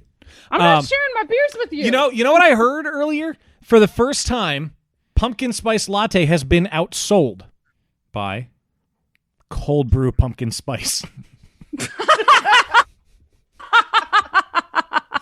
What's even more white than pumpkin I know, spice right? latte? Oh my god. Dunkin' has this weird like fucking morphing drink now too. Their food scientists or whatever went like to balls to the wall to get this drink to start off as one color and like it mixes with everything by the time you're done with it. It's like purple, but it separates from like the cream at the bottom, but then they blend and do so. It's fucking weird that they do this shit. It's also got to be like 900 grams of sugar, I'm sure. Oh yeah, definitely. That's why I could never do the It tastes like a fucking jelly donut. Oh man, I'm kind of jealous, man. You could say I'm jelly, but I want to try that. Well, maybe if you're nice to me, I will save a mixed 4-pack and gift it to you for Christmas. Just remember Dana but I'll was the probably first. have to mail it to you because I probably won't be able to see you. Just remember Dana was the first person to make fun of you saying donut. Yeah, anyway, you can't have this. Denied. So it tastes like a jelly donut, but what about, like, is it hoppy? I mean, it's an IPA. How does that? I mean, it's not overly hoppy, no. What is this? Ooh, what do you got there? Fuck you, Mark Graves. The Seed? It's a new brewery that opened up down the road from me in Atlantic City. Really good stuff, The Seed. So I'm drinking a pale lager with all New Jersey grown malt. Ooh. So Mark has been telling me about this place before it existed, and knowing that I will love this place when I eventually get there, because they do all lagers, right, Mark? No, they don't do all lagers. But they're known for their lagers. Didn't you just right? say you were drinking a pale ale? Yeah, he did just say he was drinking a pale Did he say pale ale? I lager. suck. Oh, you you did say pale oh, lager? I thought damn you it. said pale ale. Ah, joke's on us. God damn it. All right, Sorry, Steph was sorry. paying attention. I Sorry. thought it was I thought he said lager, but Steph just hears the word lager, like when anyone talks. It's a Pavlovian response. Yeah. So I got to tell you, when you guys surprise podcasted me, which might be the second time that happened. Probably. I'm surprised it's only the second. Yeah. I was reaching in my refrigerator, pull the phone out of my pocket that's buzzing, and see a name I haven't seen in years, Mike LaRosa. You can imagine my surprise. Not that I don't like the guy. I love the guy, but it just was like, haven't talked to him in a long time. Why is he calling me right now? And then it turned out we had wires crossed and you couldn't hear everybody and Yeah, that was weird. And as a follow-up, I will point up that I kept up my end of the deal, and I did actually go up for the Moonlit release, and I got the bottles. Yeah, You're welcome, Dan. I wanted to. And I got to hang out with Mike for a while and his new puppy. What's the puppy's name? I don't remember his puppy's name, but his puppy is fucking adorable. I keep forgetting how crazy his resume is. Oh yeah, it's something Star Wars Podcast, related. And you guys were going over like, oh yeah, they're for milkshakes and at Kane and stuff, and it's insane. Yeah, he's been He's everywhere. done so much. It's amazing. Yeah. For the record, Steph, I still wanted to go. I just never got any details of timing. We talked about it and had a plan, and We never then you said guys- timing. And then in the morning, I texted you, "Are you still going?" And you're like, "Yeah, we're already on the way." I'm like, what the fuck? I wanted to go. I'm gonna just say that wasn't the morning when you texted. That's a fair point. Touche. I'm like 90% sure it was. Yeah. It was like 11:30. That's morning. But I wanted to text you at that point to ask, like, did I miss the boat? Was there something that... And then it turned out I did miss the fucking boat. Well, you guys just never followed up, so I'm like, all right, I guess I don't want to I was go. in. So, but Well, I picked up your beer. It's okay. Yeah. Well, we yeah, but I appreciate it. Thank you. wanted to hang out with Mike in person and the dog. I like dogs. I like dogs. Mark's, I like Mark dogs. Who the fuck doesn't like dogs? Mark's got 2 awesome fucking dogs. From what I mean, I just see the pictures. I've never met them. 2 awesome dogs. Awesome dogs. Awesome dogs. That's a good sitcom. I just opened the Boston Cream beer from Harpoon, and it smells so fucking good. Oh man, I want to try that. Boston Cream is my favorite donut. Yeah. Sorry, it's my favorite donut. It's a dry Irish stout Oh, of course it is. Did you have? Hey, we talked about Dottie's Donuts earlier. with cocoa nibs. Did you?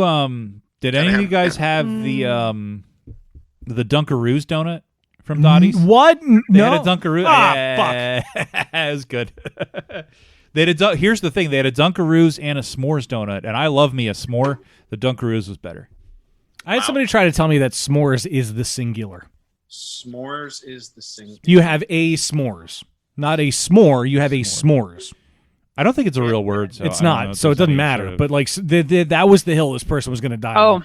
this is Yeah, I would. delicious. This is God. even better than the jelly donut. Okay. I wanna try Let's that so outro bad. Mark so we can Yes. invite another Yes, we guest can- into the room.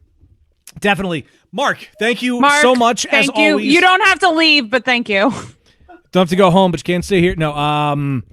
I figure it'll probably work out. We'll let you know when last call happens. That way, James has his own segment. But then everybody will come together. We'll have a couple drinks and we'll together. yeah, I mean, now we might have to pay somebody for that. Yeah, it'll be a good time, and it's always a good time when you're around Mark. You are the man. We fucking love you. Thank you so much. Cheers, guys. Cheers. Thanks, Mark. Hey, wow! Look who it is. Yeah. Yay! And Rich is in the background. Hi, Rich. Hey! Wow, I look really bright here. Compared to... You're a bright man.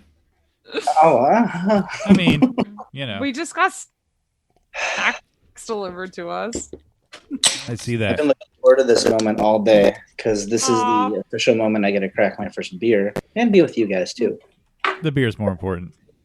I'm drinking the Harpoon Dunkin' Boston Cream beer, and it's really freaking good. Oh Moves Hi, on Mo. the camera.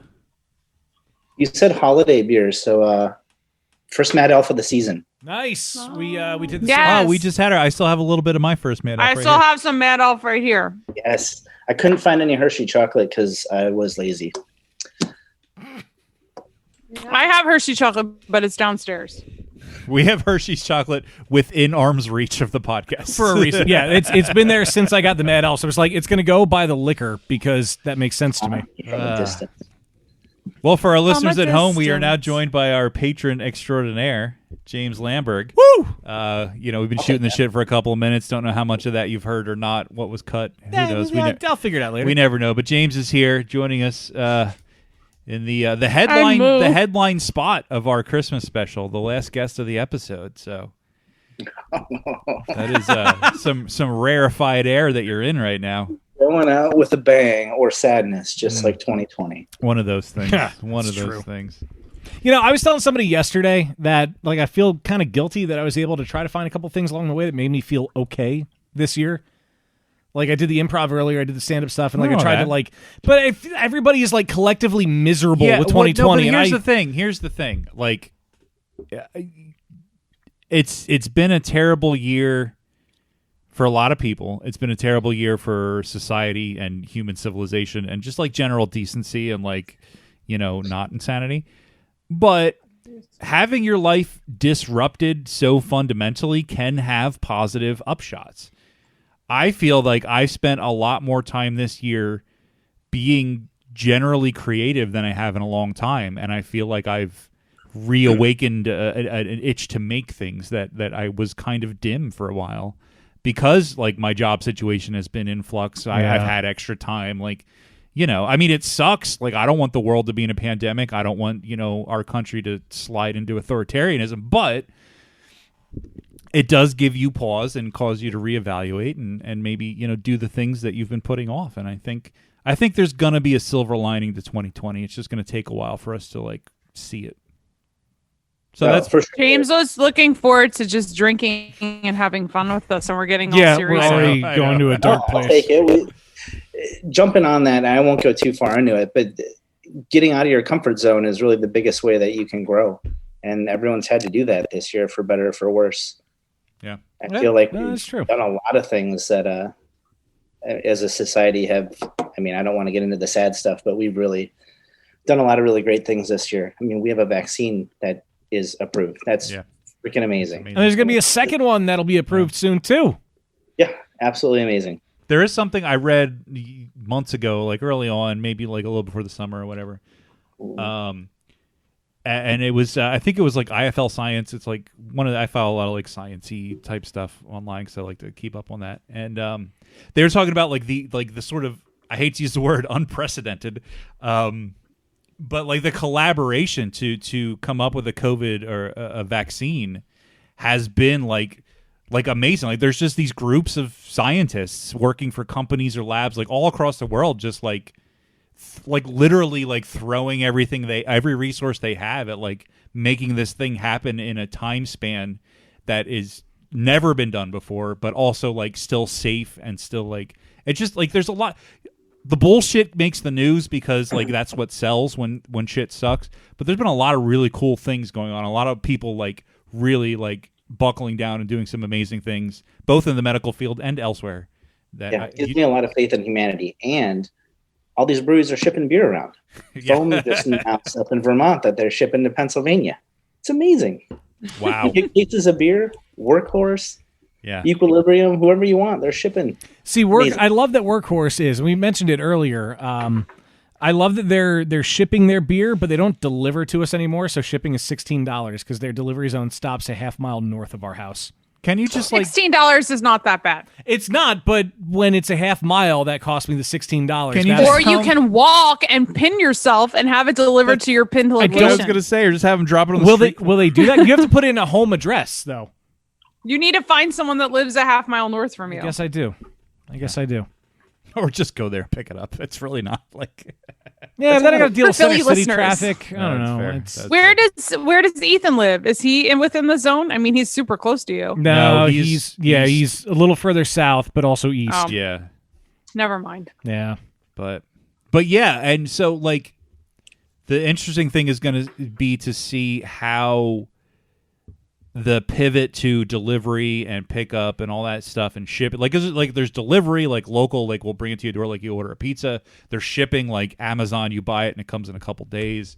And there's contactless pickup and all this stuff.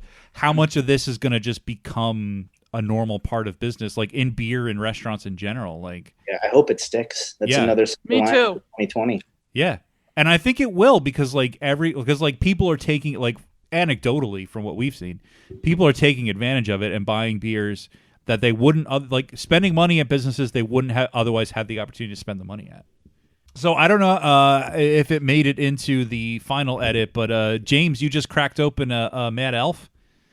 I saw. Yes, indeed. And First of the season. I was going to say, and it was a can, so it must be this year's Mad Elf. Yeah, is this the first year they're doing cans? I was kind of surprised. I was looking for the bottles all over. No, the can is amazing. Yeah, because Steph cracked the can earlier. Dan had a bottle from, this is 2019. Mad Elf still in a bottle. That can is pretty cool, though, with the black and the red. I think it looks really good. Yeah. How do you guys feel that these change over time? I hear mixed The opinions. Mad Elf?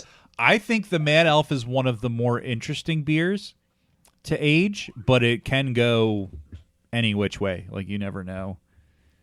Not that I've had a ton of aged Mad Elf, but I've had some. I used to try to keep a bottle, and it never happens. That's fair. I do have a couple bottles of the Grand Cru from this year that I haven't opened, but that's another one. I try to keep it to age it, and it never happens. Well, I think the thing about Mad Elf, and we talked about it a little bit earlier, but that the cherry flavor, when it's fresh, gets a little medicinal. And the aging really sort of blunts that, so I think it's but it depends on the year. It does depend on the year. I think the last few years the cherry has been more on the subtle side. So first time I ever had Mad Elf, if you haven't heard the story, it was like a decade ago. I'm not from Pennsylvania, so I was here for an interview for this like big apprenticeship job, and traditionally they do a dinner with all the people that you're going to interview with the night before the big interview, and everyone has like one beer because you want to be cool but you don't want to be too edgy. And I didn't know about Trogs. I'm looking through the list. We're at like Houlihan's, and they have Mad Elf's on the list, and it has cherry. I love cherry, so I'm gonna get it. They asked, do you want the small or the big? I'll get the big. So this was before they gave like smaller size pours, so the big one's a 32 ounce. Holy shit! Wow. Was like 12% in Mad Elf. This one says 11. I think it was higher at the time. Yeah. I didn't know any better, and they're kind of chuckling. Oh my god! And I couldn't figure out why. So I get like 3/4 of the way through this thing, and I start slurring my words. And I'm like, "What is in this?" And they're like, "Yeah, it's like 11, 12%." And I'm sitting there thinking, "Oh my god, I just ruined this like huge interview. I'm drunk on the night before." And then I got the job. So Mad Elf. Yay! That's amazing. Well, it ends well. God, that's like my my Golden Monkey. The first time I ever got Golden Monkey was at a place called PYT, which is at the Piazza, which is right by Urban Village here in Philly. And Golden Monkey was like the special pitcher for the night. So we got a pitcher for like $6. It was stupid how cheap it was for him. We didn't know that it was a 9.5, 10% beer, whatever the fuck it winds up clocking in at. That was a sloppy night. Oh my God. Wow. I didn't get a job after that. I don't think I've ever. I don't have a story of drinking something that I didn't realize was as strong as it was. Really? Yeah, I feel kind of left out. I feel like everybody has that story. No, I can't. I don't have a story like that either. Yeah. You got to go back to before you read labels and cared about IBUs and things. But the like thing is, that. before I read labels and cared about IBUs and shit, I drank Yingling Lager and Jack Daniels, and I knew exactly how strong both of them were. Yeah. You drink one shoe of Jack Daniels, and that's all you need for the night. Yeah. Yeah. I mean, I have a few stories where I went from sober to drunk and don't remember in between. No, that's fair. I'm pretty sure I have a couple of those. I have a lot of stories where I went from sober to drunk and don't remember afterwards. Yeah, that's normally how it goes. But like, you're having a good time. You just kind of take it for granted, and then before you know it, you're shit faced, and then you piece it together. What always got me in trouble is the bar I used to hang out with when I lived in Reading had this special where they did vodka bomb. So it was what's the brand? Two Cherries or two. It's a brand of vodka. They have like a million different flavors, from popcorn to cotton candy. To, oh God! Like, yeah, they have all the. But they had a special where it was like $3 for. They had those glasses where it's like a tumbler glass with like a shot glass inside. Like they're plastic and they're molded where they have a little glass inside the big glass. So you get the shot of vodka on the inside and then Monster Energy drink around the edge. Oh. And you'd shoot it for like $3 a pop during happy hour. And we would just bang these things. You pick your flavor. Yeah, so the combination of like excessive caffeine and vodka is not good. Don't do that. I don't recommend. In one of my golf outings, we created a drink that was called a Ba-Bomb, and it's one of those cups that has a shot glass in the middle, and you pour the whatever in the out rim too. It was Jaeger with Red Bull around the outside. Oh yeah, Jaeger bomb. Yeah. Is that all a Jaeger bomb is? There That's was standard. there was something else in it then too. Jaeger and Fireball. Fireball was in the mix. Is that all it is? I mean, it's Red Bull and Jaeger. I mean, No, I don't remember the last time I did a Jaeger bomb, but Fireball was in the mix for this because I remember somebody was like, "Oh, so you just want a Jaeger bomb plus this?" I'm like, "No, just fucking call it a ba-bomb, and we're gonna be okay." A ba-bomb. I like A that. ba-bomb. Ba-bomb. Yeah. Yeah. That's pretty Man, cool. I haven't had Fireball in forever. Now I need to pick up some of that. No, you don't. No. It's bad. No, bad idea. My girlfriend just bought. We went to a grocery store and they have a little beer and wine section. And somehow, and I still don't know how this is legal, they were selling like the little airplane bottles of Fireball, which is a spirit. So they shouldn't be able to sell it there. Where? I'm sorry. It's a grocery store, fresh grocer. I mean, but Oh yeah, no. but they were selling I the don't little tell like anybody. airplane bottles, and she bought one. And I was like, "Why did you buy that?" And she's like, "I don't know." We're going coffee porter next. Oh, nice. Can't go wrong. Can't go See, We're wrong. I was just gonna doing hope- the 4 Dunkin' beers. Should we? You guys could help me choose my next beer. Okay. Yeah, there's a little bit left in here. What are the options? Yeah, we have one bottle left. Ooh, Harvey's. Harvey's What is Christmas that? The Trogs Double Blizzard. Okay. Okay. I got the Workhorse Vienna Lager, which is like my absolute favorite that's lager amazing. ever. The And beer's amazing. their new coffee porter, the Started Up. Which is Oh, like- I haven't had Oh, that I yet. didn't even know they had a coffee Oh porter. no! This is the second time they released it, right? Because that's the one with Saxby's. Yes, Oh, yes. Yeah, Saxby's, I had that. okay. I had that last year when they did it. It's good. It's real. It's only good. 5.5%, so I can't get myself into too much trouble. And then I got your favorite hazy IPAs, Pandalorian Ha. Oh, God. from Tattered Flag. Oh, it's Tattered Flag. I like It that was place. in honor of Dan. I thought you might like that. Yeah. I also like the Mandalorian. Hazy and Star So Wars. hold on. I feel like we have to put James on the spot here. Oh, here we go. Earlier in the episode when Kevin was on, we all told our top 3/4 beers of the year. And Paula Tamave came up more than once. But I'm kind of curious what your top beers of the year are. Because you kind of alluded to one of them right there. Yeah, oh, for sure. The Workhorse, the Saxby's one. Workhorse Pure was one of my top 3. I haven't had that one yet. That sounds What? Yeah. Yeah, I haven't had I'm that. surprised I put and the, disappointed all at the same time. The sake yeast. Is that the one? Yeah, Yes. the sake. The pure? Yeah, haven't had that. And I'm going through my Untapped list, like, That's cool what here. Everybody does. Trying to figure out. See, I figured my Untapped list was way too long. I just wanted to think of beers that like I consistently went back to. I looked at Yeah, our podcast episode list on our website. Well, yeah, that I just looked at the Beer Busters list. Yeah. So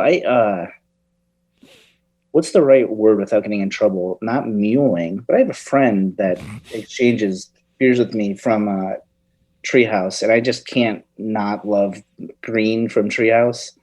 It's been one of my favorite IPAs forever, and now the pandemic has kind of set things up, so it's easier to acquire said beers. That's just been a wonderful go-to. And since I'm not spending money on anything else, why not spend money on beer? Yeah. It's a fair argument. Trying to find other stuff in here. Oh, you know, the Bourbon County Moncherie, there was like the 2019. It was a cherry version of the Bourbon County. Everyone's kind of like given up on these releases from what I've gathered. And this was like one of their one-off, they make 40 flavors to try to get people excited about it. So you can do the Pokemon and grab them all. The cherry one I thought was absolutely amazing. And it was easy to find on the shelf because no one seems to want those. They just want whatever the rarest or the rare is. Mm-hmm. Yeah, Bourbon County always seems to hit every year. People You get know, weird about Bourbon County. There was a bunch of shit. Breweries in PA was posting a bunch of shit, and I was getting a little like, come on, guys. Like, chastising people for getting excited for the Bourbon County Black Friday release because, like, you should be supporting small businesses. Yeah, they're owned by AB. Like, but, like, whatever. Like, all the people, like, not all, but a lot of the people, probably most, if not all the people who are, like, clamoring to get the Bourbon County release and all the specials and the rare variants, those are the same people that are getting the crazy release from the brewery down the street as well. Like, it's not like an either or. That's a good point. Yeah. I didn't get any of the 2020 Bourbon County, but they're always really interesting and fun to try. I still have a 2018 Bourbon County. I had a 20. What was the year of the infection? 17. 15 or 17? No, I think it was 15. Was it I wanna 15? say What 15. was the year of the infection? No, I thought it was 2017 because Yeah, I bought a it was 2018 and people were making fun of me because they're like, "Oh, it's gonna be infected." I'm like, no, that was last year, and they learned. I feel But like it was maybe- older. maybe I think not. it's 2015. But it was like, yeah, it was the same or the next year. It was a different batch. It wasn't the infected batch, obviously. But my girlfriend, a good friend of hers, is married to a guy who works for Goose Island in Chicago, and we took a trip there in October, and he shared a 2015. I don't remember like the specifics because I know there's like a million kinds of them, but it was like in the wooden box with the sticker unbroken. It was pretty special. You sent me a picture of that, and I was really hoping you were coming home with that. Yeah, no, we drank it in our Airbnb. Like, part of me was like, "Oh my god, he's bringing this home! Cool, I can't wait to try it." And it was like, No. I'm just gonna respond with, "That looks delicious," and see where it goes. Well, then at one point in the trip, he was like, "Yeah, if you want to come over and like come to our beer cellar and like you can like pick out a couple of things and take home with you." It never happened, and I also didn't want to bring a whole ton of beer home with me, to be honest. But why? Because it's just a hassle. Plus, we were like traveling in the middle of a global pandemic, so I had enough to worry about. Yeah, so you have to stock up. Like, it was a stressful trip. The other brewery I've been pretty impressed with, and I'm sure I'm like way behind on this one, is New Trail. Yeah. I just randomly picked up some of their stuff, and it's been really phenomenal. So pretty excited about anything I get from them these days. Yeah, The Moonlit beers this year are really impressive. So Dan, when you're ready to open that up. Yeah, I'm waiting for the right time because I don't want to drink that bottle by myself because it's a hefty bottle. If only you had a podcast co-host to share it with. Yeah, but I think we have the only other beer we're really going to have tonight is the bourbon barrel aged Wawa John Reserve. Yeah, I mean we could. We're drinking like twice the numbers they are. You guys are Yeah, it's like, are you cutting back? Do you have to work in the morning? I gotta drive to Mannheim in the morning. I got to drive to a thing in the morning too. Well, I got to get picked up. And I was gonna say you ain't driving. Get driven. I'll probably drive home. I'm not driving there, but so I am trying to behave myself a little bit tonight. Same. Although, I mean, I kind of want to crack that other beer now because the multiple glasses on the table are empty. You want the reserve? Yeah. All right. But let's open the also, fucking like, I reserve. wouldn't be opposed to opening one of those New Trails in last call if the mood is right. Well, Christ, this one is. Oh. What is Well, that? Christ. This is 9%, so at least I it's mean, still that's- single digits. I hate that. Yeah, never mind. Well, what are we gonna do? I was gonna I'm say, oh, it's tame, but I mean, it's 9%. That's like. Here's what's gonna happen. I'm opening the Reserve bourbon barrel aged Wawa 2SB collaboration. Nice. Pour me a glass. Yeah, right. Sure. Do it. Oh, How did we save the pumpkin for last? I don't know. We should have gotten this one over with No, first. I think this is you the were- one we haven't opened You yet. were just excited for the other ones, and that's understandable. I would have done the same thing. Dana's gonna get her Uggs out now. Oh no! Oh boy! You need the Uggs and the black vest. You have to be like borderline Han Solo. I don't have that. I'm wearing a Just Beer realized I've never Busters met hoodie. Dana. Let's cut the sleeves. Oh off. yeah, I guess not. James hasn't met Dana. Yeah, and like Oh none of shit! it- Yeah. we were going to, and then pandemic and whatever. Yeah. I guess you're not supposed to like hang out with people anymore. Yeah. That's true. It's very sad. We're all being No more oppressed. human contact allowed. But yeah, for real, we shouldn't do that. Come see Not the till Russian I was American told by system. my health insurance company that I can get the vaccine in the spring. In the spring? Nice. Yeah, I actually got an email from them today saying it's coming out, but you're not getting it yet. You can get it in the spring. I thought teachers were like in the first. So did I. I thought it was healthcare workers over 65 and teachers were all like first They're in in line. the second phase or second tier. Oh, really? It's Yeah. pretty amazing that it's even here now. Yeah. Do you see that the Really the is. first person in the world to get the vaccine was a British guy named William Shakespeare? Awesome. No. Yep. That's kind of perfect. Yeah, it's great. It is pretty good. I also feel bad for him that his name is William Shakespeare.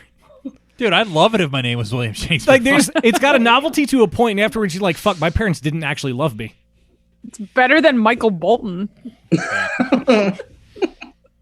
that an Office Space reference? Because The second of the night, by the way. Oh, by the way, did anybody here watch The Mandalorian today? No. Ew. Whoa, careful. There's a tangential Office Space reference, and I lost my shit when it popped up. Okay. It was so great. Blow I your was so fucking happy. roll. I was so happy. That's funny. All right, so I'm gonna open the Pandalorian. Open the Pandalorian from Tattered Flag, which is a panda.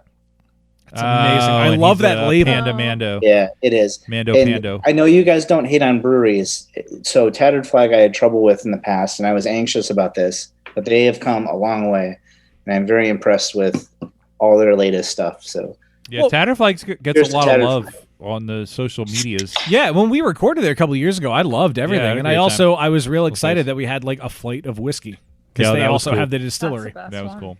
yeah, and this I've had this one before. This is awesome.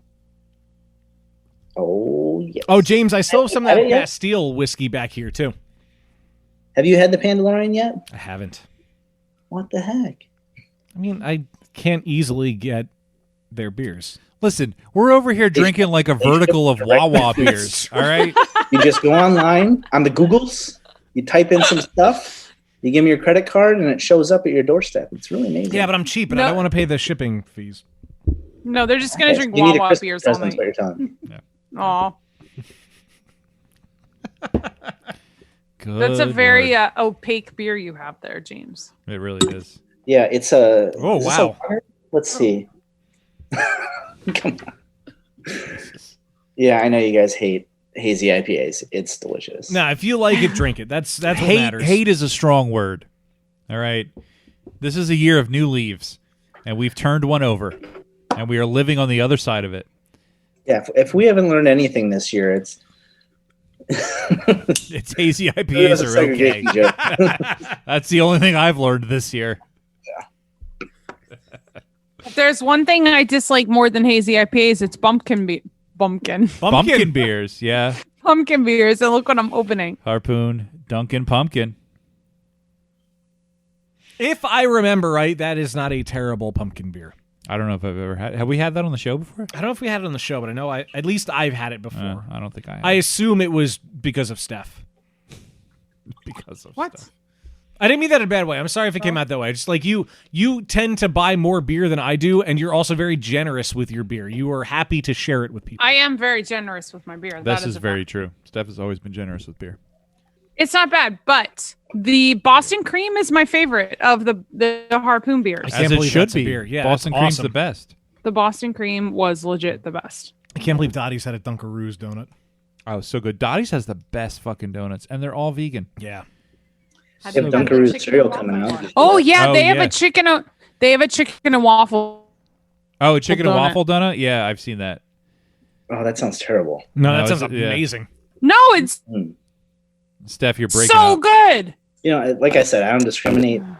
Maybe I'll give it a go. That's what matters. My Don't shitty knock it till you internet. try it. I'll try anything once. Some things twice. By the way, Dan, thanks for the gift you sent me. I don't really like secondhand gifts much, but after your comedy skit, God I was fucking really damn it. appreciating getting a fleshlight. But it was kind of weird that it was so warm when it showed up. You said you hadn't used it before. It was very strange. I wanted to be less creepy Eskimo brothers. Oh, God. Your comedy skit was awesome. If anyone hasn't said that already, Thank you. I will I will openly admit the episode that came out as today as of recording. I put the link in the description. Oh, to your comedy thing? Yeah, because we talked about it. It was like, okay. if anybody wants to, it's a good idea. We I'm talked glad you about did. Dan's stand up. Here's the link if you're into that kind of thing.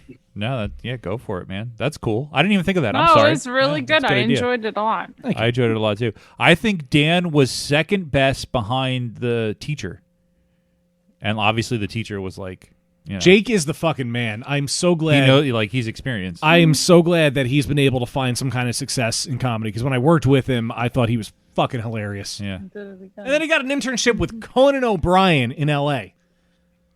who had that open? Was that him? Yeah. Yeah, hilarious. Then the hecklers, like someone was doing the pig noises, and he's like, Yeah. "I have a heckler that apparently likes smoked meats at the same time." He was hilarious. Yeah, he was funny. I honestly think like he did the best job because he was like obviously experienced, but I think like you were like right behind him. Oh, thank I you. think you were the best of the students. Thank you. I appreciate that. Definitely. The woman after you was close, but I think you were a little. See, better. that's the thing. Like, I don't want to be like full of myself in any way with this class, but we all kind of agreed. I think it was the week before the show, maybe the week before that, where we were just going through some material. We're like, we're gonna use this in the show.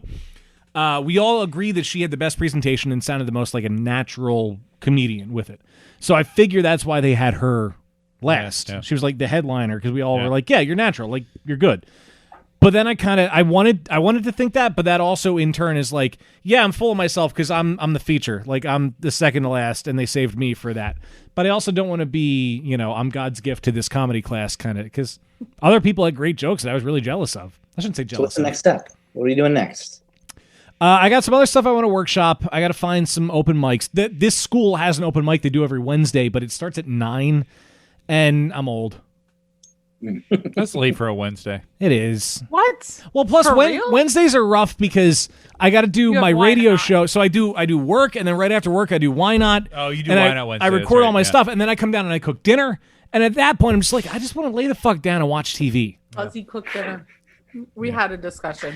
No, you order from Grubhub.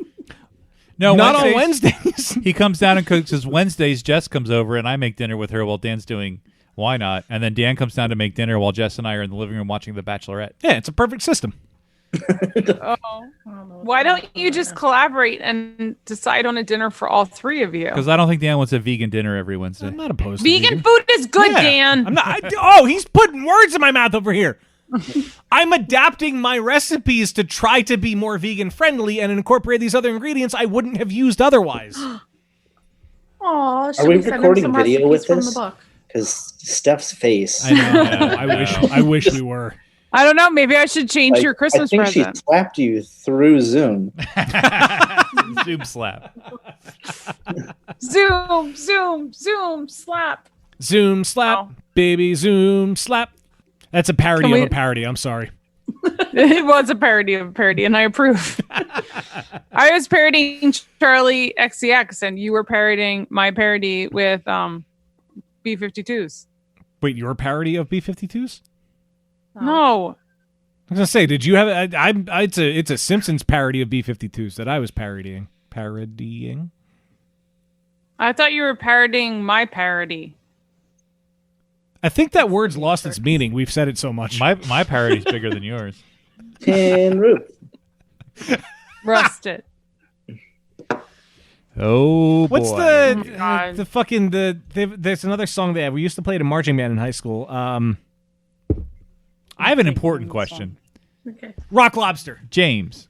I almost said rock crab. Have you been on the podcast since you've become a father? No, I haven't. Well, congratulations officially on the podcast on wow. becoming a father. Thank Yeah, you. man. I just Yeah, realized you made- that. I mean, we're coming up on what? A A year and a She's half. over year and a a year, half. yeah. Okay. It's incredible. That's I'm sure awesome. you've seen social media. I Oh, just yeah. Yes. can't get enough. Your social media posts of your kid are the only social media posts with kids that I watch. It's pretty simple. It's like beer, food, yeah, the kid, and like I like clouds, so like cloud stuff. That's a whole. I like clowns. I like cloud stuff. Yeah, whatever. Like James, short. James is a good follow on Instagram. We won't Yeah. plug your handle because I know you're not like an influencer. But like if you know It us, does and, sound like, romantic. If you want to plug my handle, if you can have to find the right buy dinner James, first. yeah. Well, to be fair, we would buy you dinner first, but every time dinner is on the table with you, you do not let anyone else pay. Oh, so yeah. we can't buy you James dinner. James is one of those guys where you finish the meal and he's like, "Oh, I got to run to the restroom," and he comes back and the bill's paid. You're like, "What happened?" You got so pissed when I paid for our coffee at Milk Boy. You were so what was the deal upset. with that? I felt bad, man. Some good fucking coffee. That was. I had a espresso there. It was really nice. Yeah. Oh, that was a great night. It really was. Just a few more months, and we're doing it again. I Few mean, more months. Seriously, 2021. I'm in as long as we're all vaccinated. Yeah, no, it's happening. James is getting vaccinated first. We know this. I know, James man. is on Front line. Yeah. Yeah, I kind of get lucky. So that means I'm just showing up at your houses, peeking in your windows. We're drinking beer. Probably gonna get vaccinated Vaccinated. Let's go. before February. So, So, all right, can I ask you? I'm gonna February 5th. I'm showing up at your place. I'm gonna hang out at Wayne's February 20th, and then Valentine's Day, of course, I'm going to Dan's. You know we live together, right? He wasn't talking about houses. He was talking about bedrooms. All right.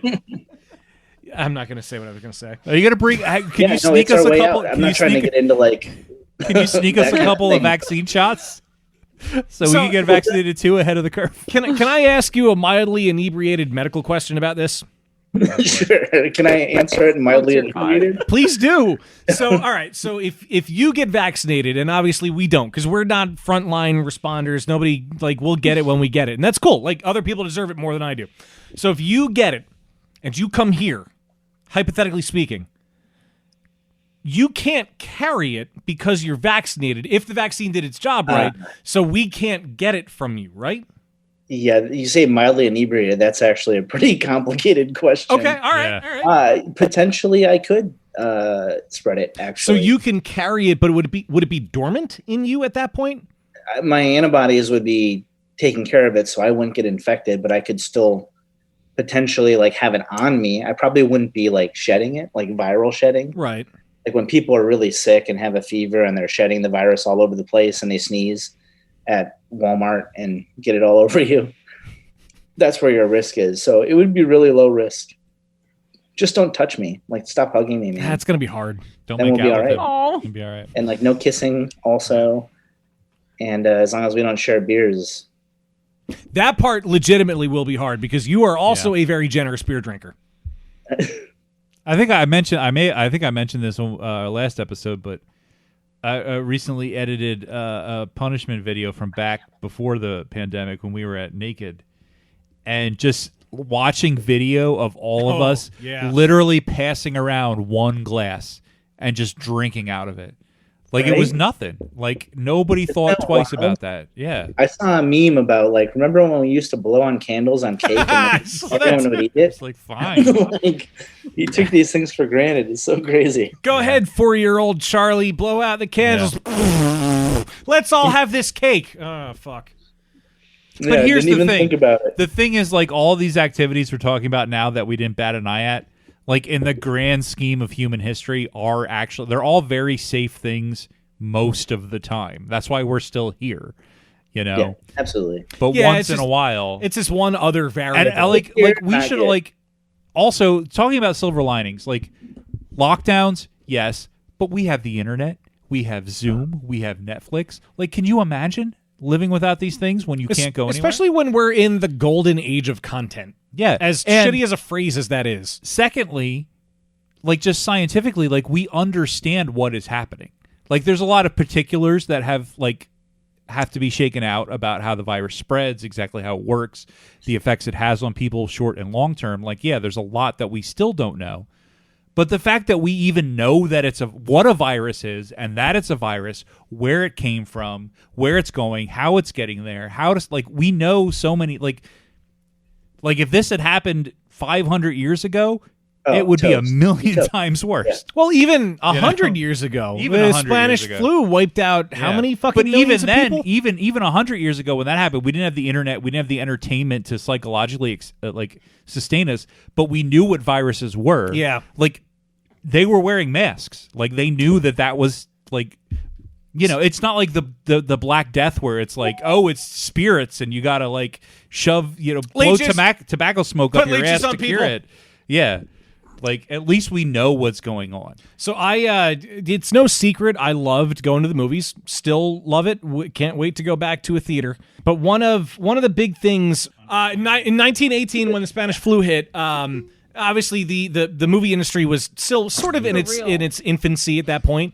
But that was a pivotal moment for the industry, and they had to reassess how they were going to distribute films and if it was going to be safe for people to go back to the cinemas.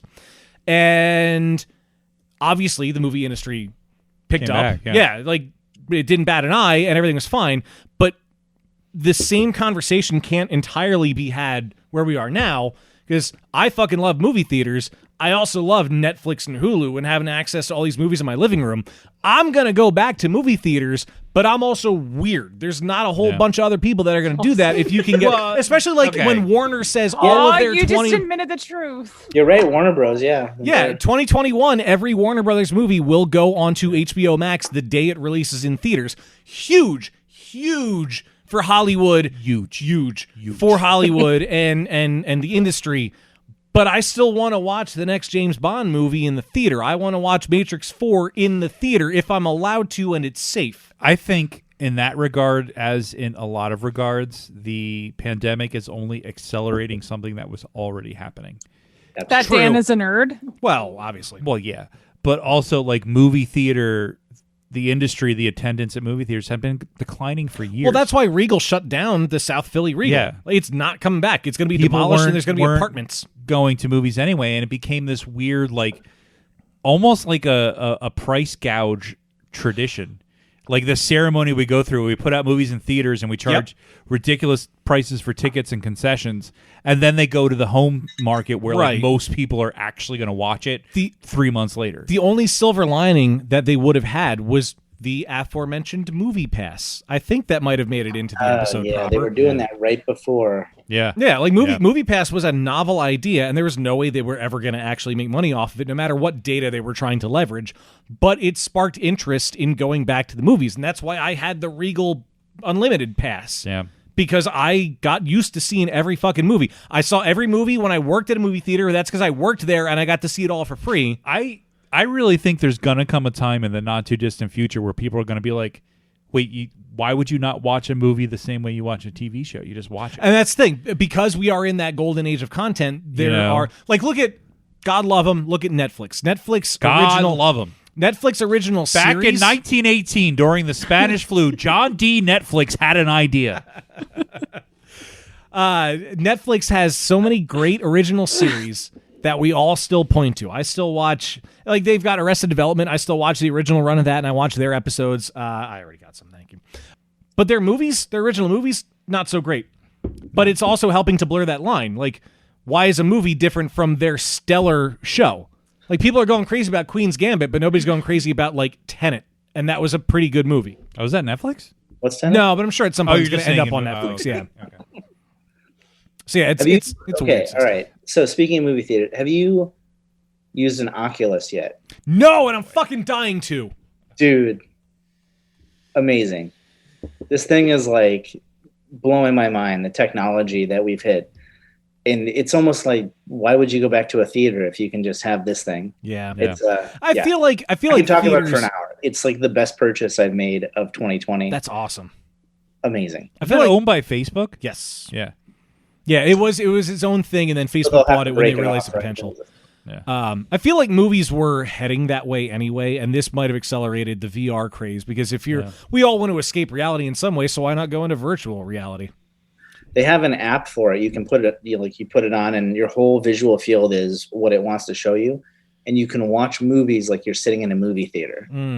So you look around, and there's like chairs next to you and stuff. It feels like you're actually in a movie theater a little bit. I want that. All they need is And the then smell. The movie and then you screen's got in it. front of you, and the speakers, of course, are like right next to your ears. So Yeah. So like pretty 15-ish years ago, I had an idea for... I'm going to make this feel a little bit more like last call. I'm going to go pee. Oh, shit.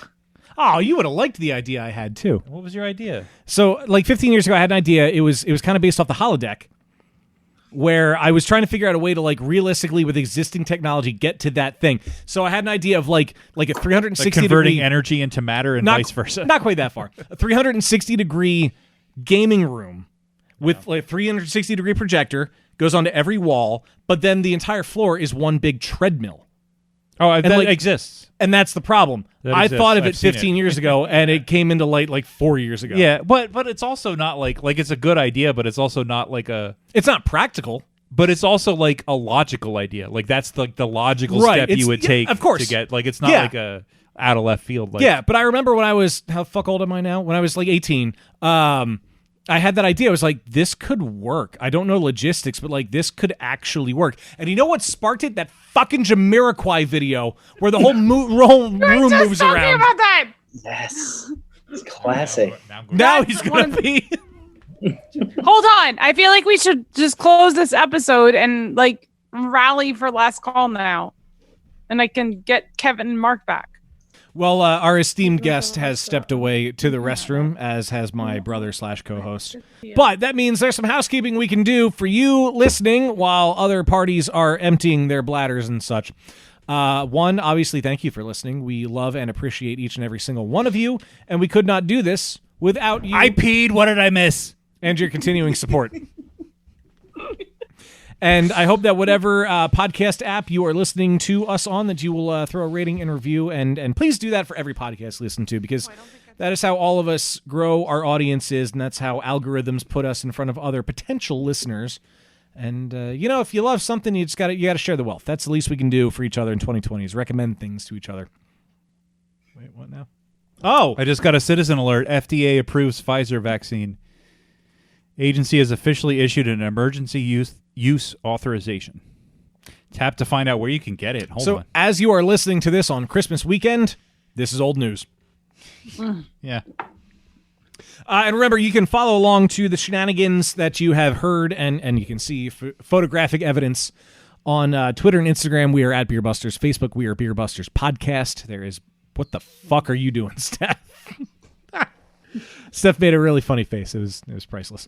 Don't forget patreon.com/beerbusters. Get yourself last call and punishment videos and outtakes if and when I realize I should do them again. Oh yeah, we used to do outtakes. Yeah, I know. I have a whole new 7-hour file of outtakes. It's fine. We're all behind. Fine. Fucking right. And of course, there is beerbusterspodcast.com, and hopefully you will go to the swag shop at beerbusterspodcast.com/shop/ Granted, you're probably not buying gifts for anybody at this point. However, you got to treat yourself from time to time. Get yourself a mask. Any fucking way. James, thank you so much, my friend. You are amazing. We love you. Thanks for having me. Oh, of course, man. And you're part of the Beer Busters family. There's no ifs, ands, or buts about that. This, unfortunately, does bring us to the end of another episode of Beer Busters, and we do seriously and sincerely thank you for listening, and we hope that you and yours have the best possible holiday season. And 2020 was kind of shitty sometimes. Hopefully you found a silver lining like we have talked about, but here's to 2021. Let's ring in the new year with nothing but optimism, because we all fucking need that. Well, I am Dan Baker. I am joined by my co-host and virologist, Steph Hefner. and of course the demented and fermented Wayne Baker. Remember, no squids were harmed in the making of this episode. I can't speak to whether or not they got COVID, but we'll figure it out later. Thank you for listening, and we will see you next time. That would definitely qualify as harm. But we didn't harm them. Squids are getting vaccinated. They're phase 1.